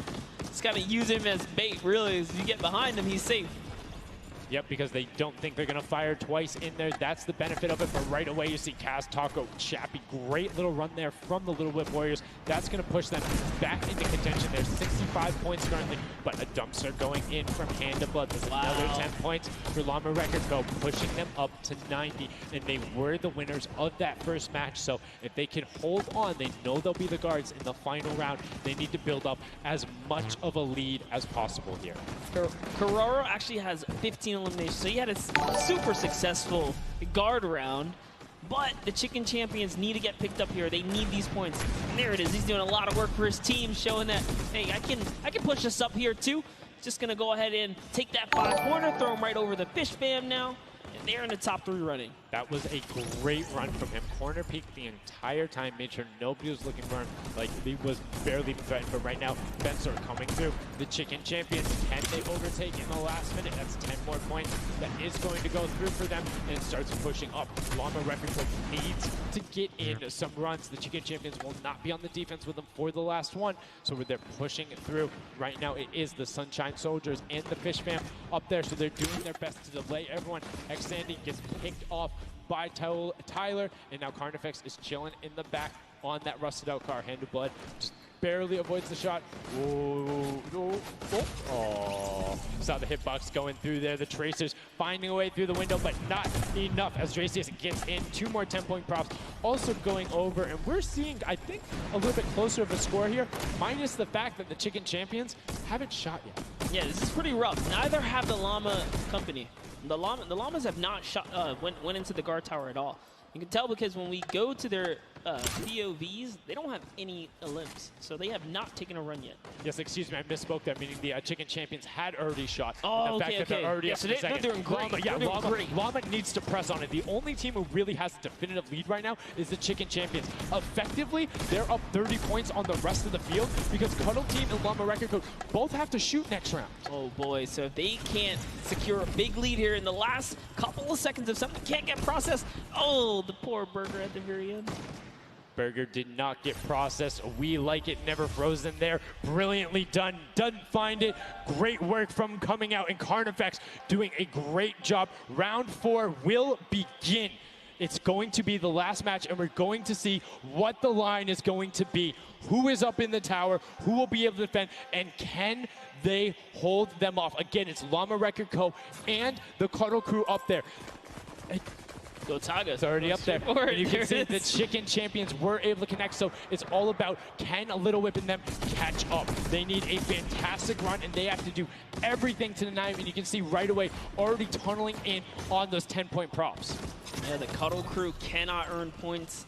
The chicken champions already have the lead. They just kind of continue to press on here. Llama Records are up at their run, but it still matters. There's so much on the line for depending on each game, right? Each game is worth so much. You still want to hold your placement regardless of what. This is still a fantastic game for all the teams in the top 3 right now. And I mean, we saw the Ravens come up huge in their last match, pushing all the way from 7th into 3rd because of clutch last-minute decision-making. Right now, Little Whips are trying to do everything they can to catch up with the chicken champions and not deny them. Ninja still sticking with the water heater runs, trying to get as many of those in, but the chicken champions are still stretching out their lead. They have a 25-point lead, which means the Little Whip Warriors have to either start fast running with the 5-point props or switch to 10-point props. They cannot catch them doing a patient 5-point strategy right now. They won't have enough time with how good the chicken champions have been. They have been the prop masters so far. Yes, they have. They were doing so good, and oh no, Ninja hits a huge spike there. He's trying to dodge, and he's so close to making it through. Very, very close. Here comes a 10-pointer from Taldoc, sneaks it right in. That's great for the Little Whip Warriors. That's actually going to throw them over the Llama Record Company right there. Cuddle Crew actually is somehow up. Look, the Little Whip Warriors actually went to 2nd place now. They're so close to overthrowing the Chicken Champions as well. It's going to come down to the last final moments. Can the Little Whip Warriors get the runs they need to? You can see Kaz is taking the corner route, trying to find whatever he can, and he's doing it very well so far. Avoiding the jump pads there. Pretty sure Ninja called those ones out on the run since he hit them on the last time. You can see they're only 20 points down. They're all on 5-point props right now. They will be able to do it, but all of a sudden, Fish Fam is right there as well. They're only 25 points up. Here comes a rotation of prop. 5 points will be coming across for the Little Whips. Fish Fam also getting it, but Cuddle Crew does finally get pushed up there. Brilliantly done. 15 points now separates them, but Ryan gets one in for the Tender Defenders, pushing it back up to 25 with only 30 seconds remaining. Rubius knows if he can get this water heater in, if he can be safe. Oh, apologies, hidden so well. He was the statue going on there. And as you can see, hits the jump pad, stays on the corner, will get it in. That's going to push them 30 points clear.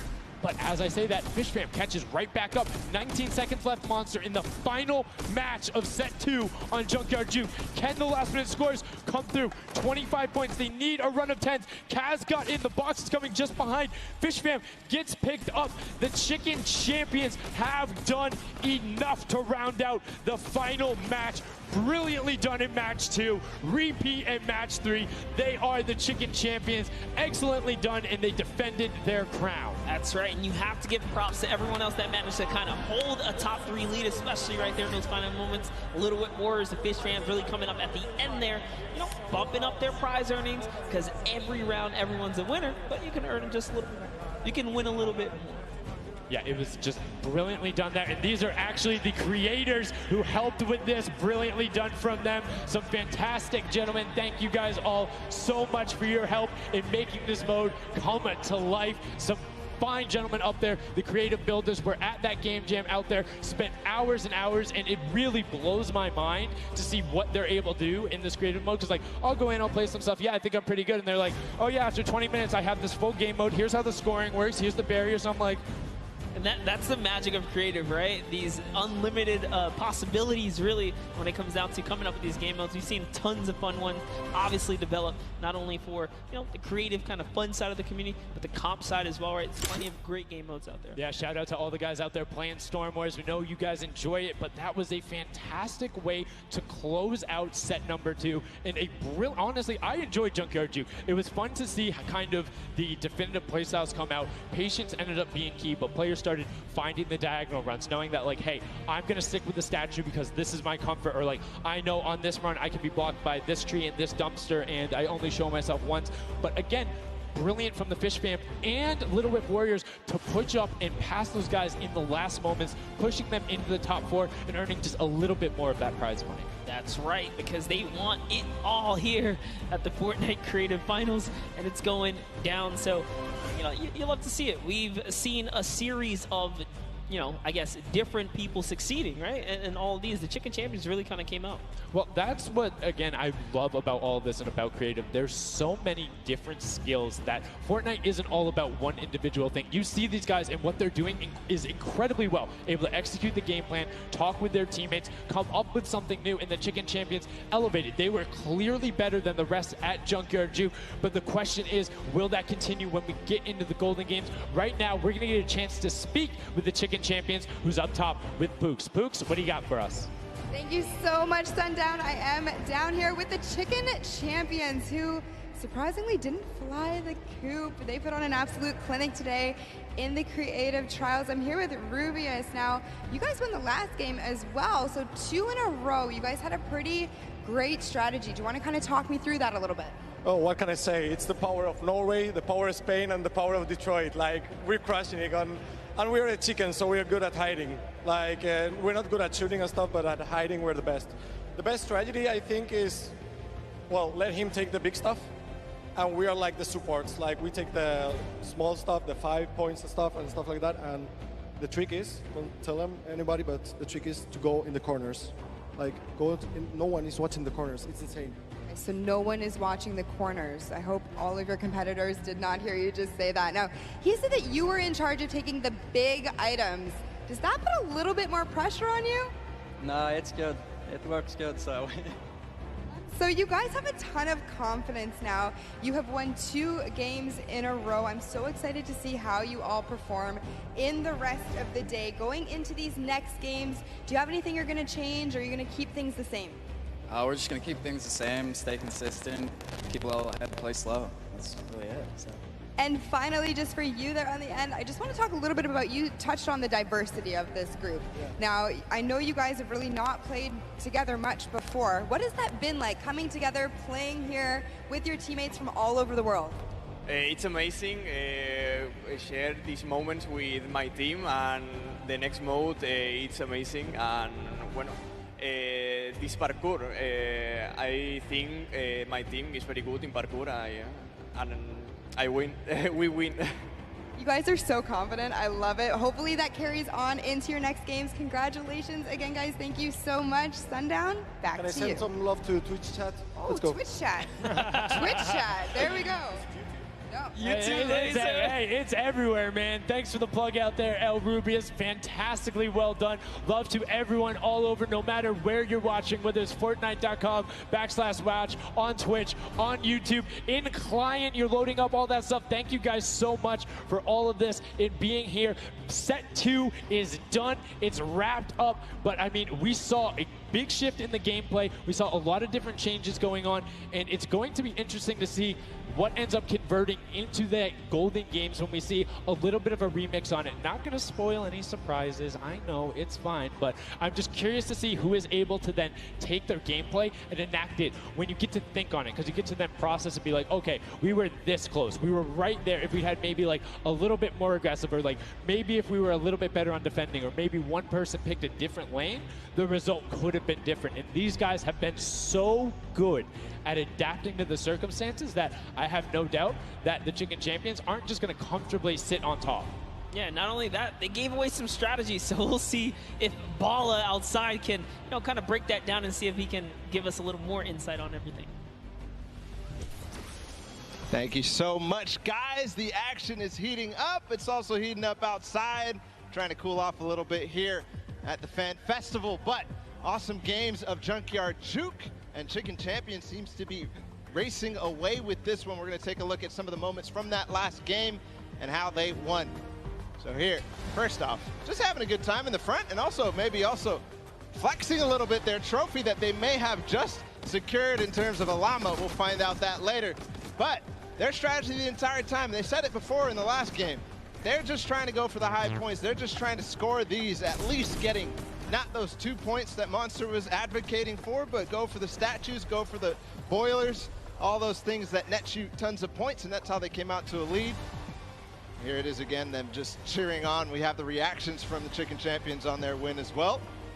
Nice trophy lifts. Maybe they'll be doing that later on here. The statue using that to get above the opponent's vision, their field of view, so that they can't see, they can't hit their shots, and the reactions of the win. Just bliss as they win their second game there on Junkyard Juke.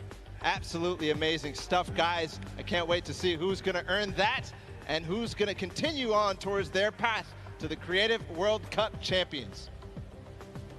Thank you so much, Bala, for that in-depth analysis. Now, I know you guys want to see the standings. We want to see them as well. Unfortunately, there was a slight little hiccup. We want to make sure everything is right, because this is a huge moment for all of these guys up on that stage. So while we sort that out, we're going to go to a quick break, and when we come back, we will have the standings after set 2 and then move into set 3, which is the world premiere, never before seen world run. So if you need to go do anything, go do it now. Take your bio breaks, take care of everything you need, and then we will be right back.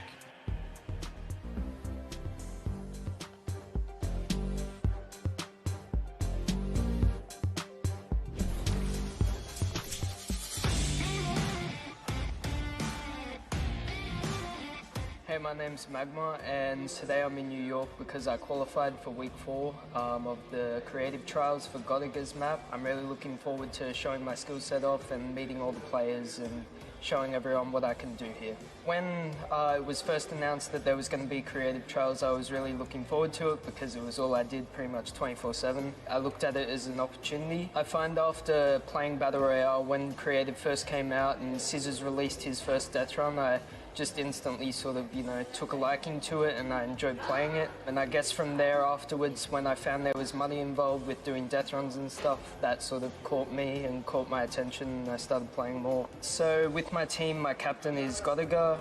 He's a French content creator, and my teammates are Chaps and Ardia. I think we can do really well at the Creative World Cup. I think our team has a good combination of the death run skills, but also the shooting and building and the good chemistry we have in the team. I think it can really make our team do well. I'm Magma, and my team, Raven's Revenge, is going to do really good in the World Cup, and we're going to smash the rest of the competition because we have the Battle Royale skills, building, death run, we have it all.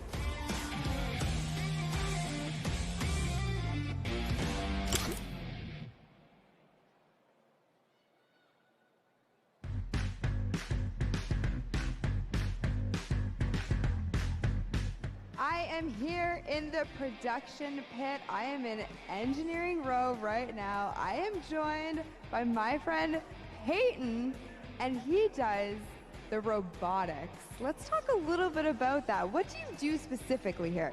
We have a bunch of robotic cameras around the arena that we shoot different angles from, and we're able to pick up shots of the players that are playing the game. We also do a lot of crowd shots, so we're able to shoot the audience and get some really great reacts for both the stream and for the front of house feeds that go up on the screens. You guys heard it. If you're out in the crowd this weekend here live for the Fortnite World Cup, show us some energy because Peyton is going to be looking for your reactions, and you could end up on stream.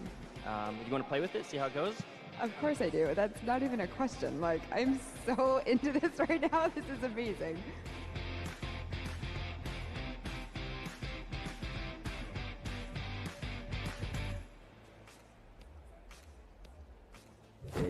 I'm Scarlett. I've come from Japan.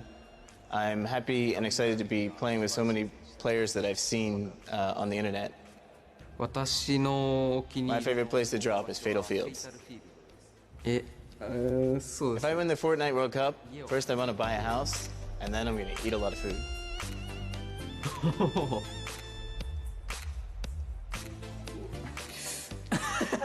Thank you. so heavy. World Cup 本戦 I'm definitely going to win the Fortnite World Cup, so keep cheering for me.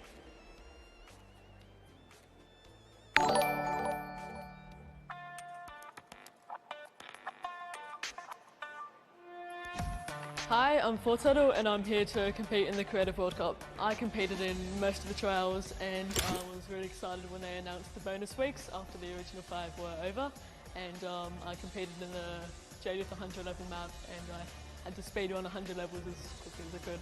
I really enjoyed like all the different styles of maps and death runs that there are, and I really enjoy speedrunning them and trying to get as good as time as I can. The moment I found out that I qualified, it was just insane, and I wasn't sure if I was going to before that, and it was just crazy that I am here. And Fortnite and the Sunshine Soldiers are going to win because we have 2 captains, so we're twice as good. What is going on? We're getting some good practice here for the Fortnite World Cup Creative Finals happening very, very soon. A lot of first thoughts, first looks at the Sky Station Showdown, which is an incredible map. It was a great map. I mean, it mixes a huge new element into the game. You know, you got to protect the person with a sword, capture the objective, but my team, great teamwork, and, you know, we kind of pulled through at the end there. It was awesome. 1,000%. You know, so being able to kind of get your hands on the map, you know, before, obviously, the big moment. Practicing, it's nice. It's huge. It's huge. And so, like you said a second ago, this is a brand new way of viewing Fortnite and playing Fortnite, which is incredible. Exactly. It's super exciting. See what people come up with, and then also turning it into a competitive aspect and put it in the game and make this tournament, so. It's amazing. So any general kind of thoughts, concerns maybe about strategy? I don't know. You know, I think we won, so we know the strategy. All right, listen, this is practice still.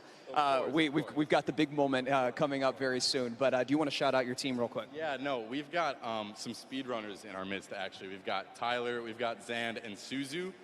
They are all speedrunners of death runs. And as you know, later in the Creative Cup, there's going to be a death run involved level, so we're going to take that one home too. Inspired by the creative man, Scissors himself has made many a streamer, many a content creator very angry with a death run, myself included. Great job with the practice round. We'll see you very soon. I'm excited. Love it. Thank you. Ladies and gentlemen, welcome back to the Fortnite World Cup Finals. We are here in day number 1 where the creative finals are going down.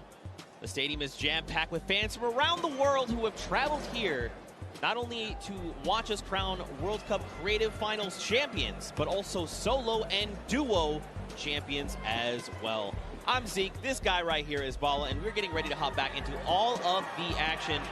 Now, I think, you know, we've seen a little bit of the first 2 game modes. You know, we got to see a little bit of the Sky Station Showdown. We got to see a little bit of that Junkyard Juke, but there's actually something that Sundown teased, and that is the World Run. Yep, the World Run coming up next. It is an awesome, you know, it's something that I think a lot of these players are used to. Yeah. And I think they'll be very, very comfortable here. We'll have to see whether the challenge of the obstacle course will be, you know, anything that these guys can balk at, or if they're going to be able to just cruise through it. We'll see. It's going to be fun, though. Well, it's going to be really interesting, right? A lot of these players are very familiar with death runs, and it's very, like, mechanical, right? Yep. If you know how to execute, you can get through these obstacles, but you have to kind of get your eyes on them first, figure out how they work, and then make it through. So I think it's going to be very interesting, very fun for everyone here, and all the players as well. I'm hoping to see someone make it to the end. I don't know that anyone will, though. We'll see. 30 coins, and from what we've seen in practice between us and other people, it's very difficult, so we'll see. We'll hop into the overview and stuff like that later, but just to give like some examples of the things that there are, there's, you know, the trap, trying to trigger them, making sure you move. Impulse grenades are in play in this. There's some lava, all sorts of treacherous things you have to get across in this world run. A lot of Neo jumps as well. And again, massive shout out to the 17 content creators that helped put these maps together. Mad props to you. You know, their hard work is being shown here on the stage. And these guys are at home, here, of course, playing it as well. In case, you know, you guys forgot, I'm Zeke. This guy right here is Bala. We're getting ready to jump into these next few matches. We'll get you guys up to speed with all the format and all those things. You kind of tease it, but we'll get there in just a moment. And very quickly, the Chicken Champions were actually the winners for set number 2, Junkyard Juke. Let's take a look at them right now. They were overall victorious of that last set, and there you go. The tender defender is there in person to congratulate them, Bala. Rubius and his team, they worked hard for it, and they are the victors. Yeah, and warming up for the next run, but they know now they earned the silver llama for that set, so it's 1-1. Chicken Champions are earning their silver llama right now. They're surprised because they were getting ready, but here it is. Rubius is like, wait, do I actually get that? Is that actually mine? Yes, it is. Yes, it is. So, you know, they are the current set winners. They have a silver llama for themselves. So that's now 2 different teams that have a silver llama. With only a few set matches left to go, I believe, you know, if the Chicken Champions can secure themselves a second llama, that would be huge for them and their team, but we'll have to see how things go for them. And the timing of the silver llama couldn't come earlier because they're about to hop in. This is definitely a booster for them in terms of their emotions, in terms of their confidence going into the world run, because it is precise, it is difficult. You have to make sure that you hit it, otherwise you're wasting time. There's going to be a race between these guys to get as far in as possible, so that confidence boost is going to help dramatically in this last normal set here. Yeah, for sure, and it is actually a race, the world run. It is similar to a death run with a bunch of obstacles. Let's go ahead and talk about that and everything that surrounds it. So there's actually 30 coins in the map. Whichever team gets all 30, the fastest or as many as possible until time runs out will be the victor for that round set. You know, like I said, these are insanely difficult obstacles. I'm going to be honest. I'm going to be forthcoming. I'm going to be vulnerable with you, the Fortnite fam. Listen. The farthest I got was 14. It's not bad. Okay. It's actually really difficult, and I'm by no means a death runner. By These no guys means. are the best of the best. These guys are going to fly in terms of death through. runner, in terms of this map specifically, it's going to be absolutely awesome. We're going to go ahead and take a look at some of those obstacles right now. So go ahead.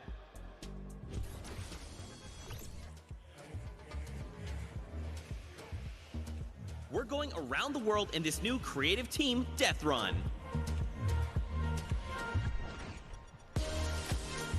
In this challenging new creative game, 8 teams of 4, led by some of your favorite content creators from around the world, will compete to collect all the coins in their lane faster than everyone else. The first team to collect all coins in their lane wins. If they don't finish, the number of coins they collect will determine their placement. If a player is eliminated, they'll respawn at their most recent checkpoint. Any team member can grab a coin for their team, so players will have to work strategically to gather all of the coins before the 10-minute timer runs out. It might sound simple, but it ain't easy. Players have no mats and limited items they can pick up along the way. Each team will have to use teamwork, communication, smarts, and speed to make it to the top of the leaderboard and take home their piece of the $3 million creative prize pool. Ready, set, run.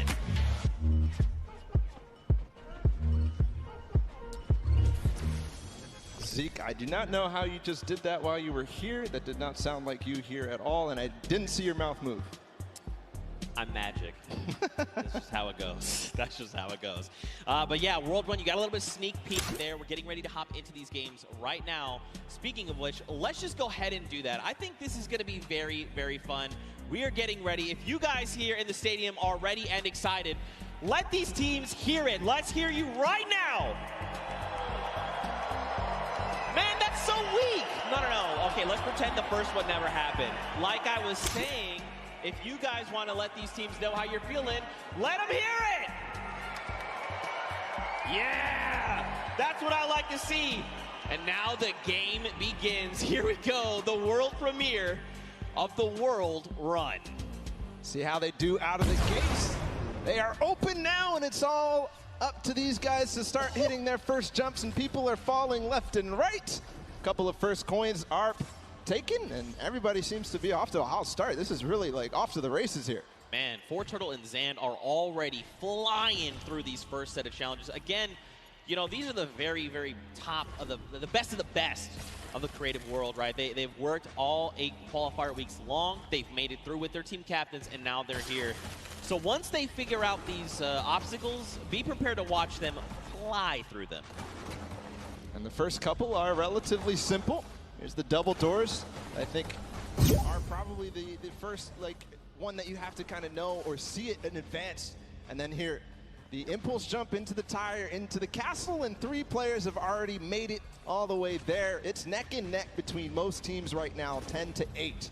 Bro, I'm so mad. Do you understand? I literally had to play this to completion, all 12-minute rounds, 4 times to make it halfway, which this is the castle. And these guys got it in like 3 minutes. I'm upset. Oh, this is why they're the World Cup creative players, and you are not. You're here casting. That's cool. I'll hold that L, I suppose. I'll hold that for sure. So there's a few challenges here in the castle here, Bala. But as you saw there, Karora actually took a little peek at it. There's these little bumpers, and that'll actually send you upward into the next, basically, tier. So the most optimal strategy here is actually to leave two of your teammates behind, send 2 up to try and gather more coins faster. Because otherwise, you're just going to dedicate too much time, and you really want to maximize your time in this world run. And there's definitely a couple coins that you want to get as fast as possible through here. They're trying to get the half slides through with the chiller traps. Right now, nobody seems to have figured it out just yet, at least in the view that we're watching. But meanwhile, the Fish Fam and the Sunshine Soldiers are up to 13 now, but still neck and neck. I believe all teams are now inside of the castle, and we call this basically the first kind of tier of the difficulty for these obstacles. As they move up and go past this, they will become progressively harder. Yeah. And again, this is the first time these creative players, qualifiers, have seen the world run. They've never seen it before. They have just, you know, they are mad. Their skills are insane. And look at this. Taldeck's already up on the next tier. So he's probably telling his teammates, all right, look, up here, I just use this bumper. What do I have to do? So he's already trying to figure it out. I like it, because that's not me. The moment I hit that pad, I was like, I guess I just keep moving forward, and I kept running. I love this experimentation. He's actually also communicating back to his teammate at the same time, because he went over that bumper and he's looking, do I have an opportunity to go back here, or is this it? Do I have to go forward, just like you were alluding to before? And now he decides, okay, he tells exactly what's going on to his teammates, Ninja, Kaz, and company, and they move forward. Alex JJ, though, is off to really the races. He's way ahead of everybody else, I think. But no, there's a Raven's Revenge. No, it's Svenos. It's his teammate. They're moving. Yeah. They are moving. So what's tricky about that last jump there is those little directional pads will give you forward momentum, but in jumping you lose some of it. So you actually have to make it in a straight run. There you have to trigger the trap, get the impulse, make that precise jump, land on the other side, trigger the trap in one fail swoop, while also taking a step back to keep yourself safe. Now there is a little few secret ways to kind of trigger certain traps or get around certain obstacles. We'll have to see if these players discover them. But like you said, man, Svenos is destroying the game right now. Just unbelievable. And this isn't even a team that qualified from a death run or elimination run or even a speed run. They qualified from a survival map. And he's doing things like this. He is leading the pack. There's a Fish Fam up ahead of him, though. Yep. They're not hitting this just yet. This is so precise. You have to change the altitude. Is he going to hit it? No. Second try. Here's Suzo. Here we go. First jump. Now, this is the impulse. You want to send you a little bit forward. Now, this is one where you want to get height. You got to throw it, try to get on top of it. No! Just barely, Suzo. And he's at 21 points right now in third in terms of coins. And it's all up to timing, I think. Zeke, we might see this end in the first match here. In the first round, they might end up completing everything because they still got 5 minutes to go. Well, we'll see, Bala, because here's the thing. That obstacle there is called the ice jump. But this next one that Fortnite adds, we call this the double danger. Let's just look at this real fast. This is really tricky. He already knows. He's already downloaded. He already knows what must be done. So you actually have to double hop, double bunny hop, land on the edge, take a step back, trigger the trap without being eliminated, right? Then you can walk up this small ramp. Then, depending on how you want to go about it, you can just go forward. Yes. He actually makes... Okay, I'm upset. Third try. I'm leaving. I'm done. Fortnite. And he gets the coin in one swoop. Oh, my. But one thing, we have to look at the scores right now. 5 minutes to go. Fish Fam is at 26. They only have 4 coins remaining. But everybody else is starting to fall behind. We're starting to see the Fish Fam come way out above here of the rest of them. That's because they probably have the majority of their players through. The majority of the players are collecting those coins. There's Fortnite. He makes it through the double danger, collects the coin. Now, what do you do from here? They get up. Man, this guy is absolutely insane. There it is. And you know, for Fortnite, it's funny because he's just excited about being here, able to compete on the stage in front of thousands of people and all of his peers. And bro, he is just slaying it right now. Oh, you gotta be careful. Okay, all right, yep. Everything's fine. Now you gotta make the jump. You got the one hop. You gotta be careful. That is... Gotcha! That Get is in trap, baby! That is the first time I've seen that. I've seen the theory. I mean, I've heard it theorized, but I haven't seen that yet. But Fish Fam, I was wondering. It's Scissors and company. 26 points. They're not at the same point that the Sunshine Soldiers are at, but they're at 26 total, the entire team. They have clearly synergized with Scissors here, but looks to be that even the Ravens Revenge are stuck at 26, so this might be a difficult one to get past. Yeah, this one, so the tricky bit about this one is there's actually no checkpoint in between here and where you need to get to. That's what makes the double danger, that double dangerousness. 26 points across, and there's only about 3 minutes left, so these guys really have to focus up, try to get through. Now the key thing going forward is, again, this is a test of speed, right? So a lot of these players are seeing the traps, they're making it through, memorizing kind of what they have to be doing to make it through these obstacles. Zan's already through. And that means when they get to come through next time, it's going to be that much faster, right? They're going to be just tearing through all of these obstacles like they're nothing. Hand of Blood, Lachlan, here we go. Two team captains. Oh, hey, this is important too, because they still have coins to earn on their own. Right. They're you know, they're all the way in the back. They're not earning the coins. They're not helping their team out in front, trying to figure out the obstacles. But two captains back there. Ooh. Okay. All right. Trigger the other one. Yes. All right. Land on it. Trigger that one. Dude. Is he gonna get it? Nice dodge. Ooh. This is insane right now, and there's the second player to make it through for Turtle. Into the door, no! Nope, and look, you drop back down. So that's the challenging part. We call this thread the needle, right? You have to make it in one go. This is extremely difficult, and this is where a lot of these players are gonna get caught up, but Turtle is a legend. Look at how methodical he is. He's insane. Look at these the precision jumps, man. He's not going to miss this ever again, because he already knows that trap, unfortunately, was timed at the wrong time for Clytax, but he's up above. Let's see what he can do here, going to try and attempt this again. Trap above. When he lands on that, he has to jump at the right moment, then slow himself down for Turtle from up above. Still back. Nobody has passed this point just yet. All right, first trap, second trap. Hop across, take a step back. Nice. Jump across, take another step back. Okay. He was trying to be a little greedy there. I respect it. You know, you sometimes just want to land on that without having to kind of hop back out and kind of just risking that. So it's good that, you know, well, it's not good. It's bad that he messed it up, but it's okay. This is Turtle. He's an MVP. We're watching him. This is crazy that it comes down to this. There's a minute and 30 seconds about to figure this out. He got up here before, and he didn't make it through the door. He's not going to make it again.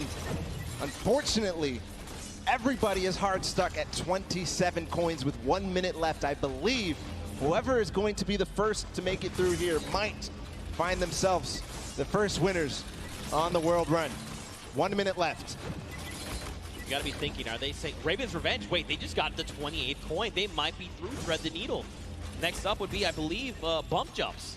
Did get through. We saw the end results up there. Made it through the door. Okay. Yeah. Ooh, nice catching yourself. All right, you got to trigger the trap. That boost pad on the side. It's just disappointment and frustration in his face. Ooh. If he wants to secure this, he needs to try to get one more coin in the next 30 seconds, because I think poor Turtle is going to be able to catch up. Here's the jump. Right. This is the first time we're going to see this. 25 seconds. Okay. So this is where you risk it all, man. This is it, the leap of faith. Watch these precision jumps. We've got 18 seconds left on them. So these are these Neo jumps, right? You jump out and around, keeping that momentum. 10 seconds left here. 1 coin remaining for the Ravens Revenge to find. He just got to get around that corner. I don't know if he's going to be able to climb these staircases just now. No, he's given up. He says no. Everybody else is left in the dust. Ravens Revenge take the first world run with 29 coins. Not quite finishing the map, but I believe next time they might. And these legendary birds of the sky, they made it all the way up there, man. They were on the leap of faith, that last little section there. They had 29 coins, and if they had made it up, especially if they made even just 2 people up there, they could have been kind of starting a rotation, right? You jump first, see how far you can make, I will follow. But the big key for them is now they know what every single relay is, right? So going into this next round, they can say, we know we have to do, don't forget, make this precision jump here, do these little things to try and get through. And that could prove to be a very good advantage for them. Yeah, and they don't have the Silver Llama yet. They don't have anything in terms of Llama, so this is important. Any of those teams that don't have a Llama right now, they need to earn it if they want to be in contention towards those golden games. Of course, every match matters, Zeke. They are earning prizes every single match. And that's got to feel good, right? To have a stellar game here to get some of that prize pool for yourself and your team. That's huge, right? Like, so much respect to these. Also, Turtle, what the heck? Yeah. What is this kid on? Yeah. Ridiculous. He was one of the first to achieve every single obstacle every single time. Finally, he got stuck on that one at the end. I don't know what you were calling it. It was a nice twist of the tongue, but just amazing there from Turtle to be the first every single time and then getting overtaken at the end. But, you know, next time, he knows it now. He's probably going to be the fastest to get ahead of everybody because he knows it all now. And you saw how mechanically good he was once he figured out the obstacle. So I think all signs are pointing towards another Turtle performance like that. I mean, like you said, he's downloaded it all, right? He's got it up here, and now he's put it down on paper. I mean, again, though, Ravens Revenge have got a little bit of that that advantage, right? They've seen the other plays. I think the big thing, though, is trying to get more of your teammates through to the challenges, right? Like, it's very difficult to try and get all four, you know, in one fell swoop, Raven pun. But if you can make it even just that second person, like the moment you start to miss a jump, you're like, all right, I'm going to be eliminated, just go forward. And maybe that person sees where you went wrong and is like, okay, I can make the jump, and then they go forward, right? And then you're just kind of constantly logging through, getting more coins, and getting where you need to be. Yeah, and there was also an aspect of covering for others as they made it through, especially as that castle point happened. We saw Lachlan and Hand of Blood, the two team captains, all the way back in the back, but their teams were still up there because they were covering for them, they were getting those coins. But next time, they definitely need to be trying to make the effort to get all the way through and collect those coins as time progresses. Yeah, for sure. You know, I think what would be only fitting is to hear from one of these teams. Specifically, I want to hone in on the Cuddle Crew. We've got none other than Monsters standing by with them to hear their thoughts. What happened here? Okay, yeah. All right, so here we have it, Lachlan. I know, I've heard from the grapevine, these guys and yourself actually qualified for the creative finals through a death run. And boy, oh boy, I just got to know what happened here. How did this translate? This is a death run. What happened, Lachlan? Look, the qualifying map was a bit of a puzzle death run, so, you know, they had time to work with it. It was our first attempt running through, so it was a bit rough. I don't know if you guys caught me sitting on like an impulse level for like 10 minutes, but that was fun. So we're not going to do that this time. Clytak's over here. He's our designated carry, so hopefully he can carry us harder in the next round, and yeah. I hear that. So now I got to come this way. Lachlan is dependent on you guys. What was going on? Was the death run, did it catch you by surprise, or was it just certain tricky moments that kind of choked you up and had you hung up there? Yeah, I was a bit of confused in the castle because I didn't know where to go, and then the impulse jump at the beginning, it just messed me up a bit. And at the end, I didn't know where to go. It's just a bit confusing. And I have one more question here. So you guys have not seen the death run prior to this. Do you think that kind of held you back? And if you have another run at it, which you will, do you guys think that second time around you'll kind of have the strategies down packed? And I'm going to come down here with this. Yeah, I think that the first time around is always the hardest because, you know, you're kind of going into this environment, you don't know where to go, but the second time around, I think we'll be a little bit stronger and hopefully we get better time. Absolutely, I bet it. So once again, this is the creative finals here. You guys, like I said, Lachlan pulled through with the puzzle death runs, but just showing the difference here. So we're going to send it back up to you guys at the desk. And again, thank you. You know, Lachlan, you are good at many things, but apparently you're showing the world you're not the great at impulses. But it's okay. You're going to have another shot and showing them that the original thought we had is wrong, because I know you can do this. I know you can. We had a chance to talk earlier, and you're like, bro, I'm the best. And I was like, I know that. Show everyone that. You just got to show them, Bala. You know what else we're going to show them? We're going to show them the standings after that first game in this set right now. Who ended up where in terms of the prizing and where they are on their journey to the llama at the end of the set. So it's Ravens Revenge obviously in first. They earned themselves $55,000 and that much closer to the silver llama. That's right, but don't forget, Funky Fighters and the Chicken Champions both have those silver llamas. That is going to be a massive determining factor in going forward. You know, if you're Raven's Revenge, you are absolutely looking to try and snag that silver llama if possible, because that's going to put you in contention, right? Then you have to set your eyes on the gold llama for the tiebreakers. But all in all, to be able to kind of come through and win that prize money for you and your team is massive. They have confidence, right? And again, I think the only other team that stands right in their way right now is for Turtle. This guy is a maniac. He's showing us that he is.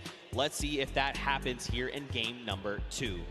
The Sunshine Soldiers fell short, but Ford Turtle showed us all what he was made for, and I think we're getting ready to go into the match. As all the players are loading up right now, there's the Fish fam, Scissors and company. They're all about to start. The gates are about to open. Guys, let's hear it for them. Ah, there you guys are. You're paying attention. I respect it. Here we go. 10 minutes. Countdown has begun. The gates are open. And now here we go. Husey is first out of the gate, immediately just flying. You can see this is completely different than before, right? Before, people were kind of taking their time. Hey, what's this? I can't see where this ledge, what's going here? Let's sit here and inspect everything. That's not the case now. Everyone is just flying through these obstacles. Yeah.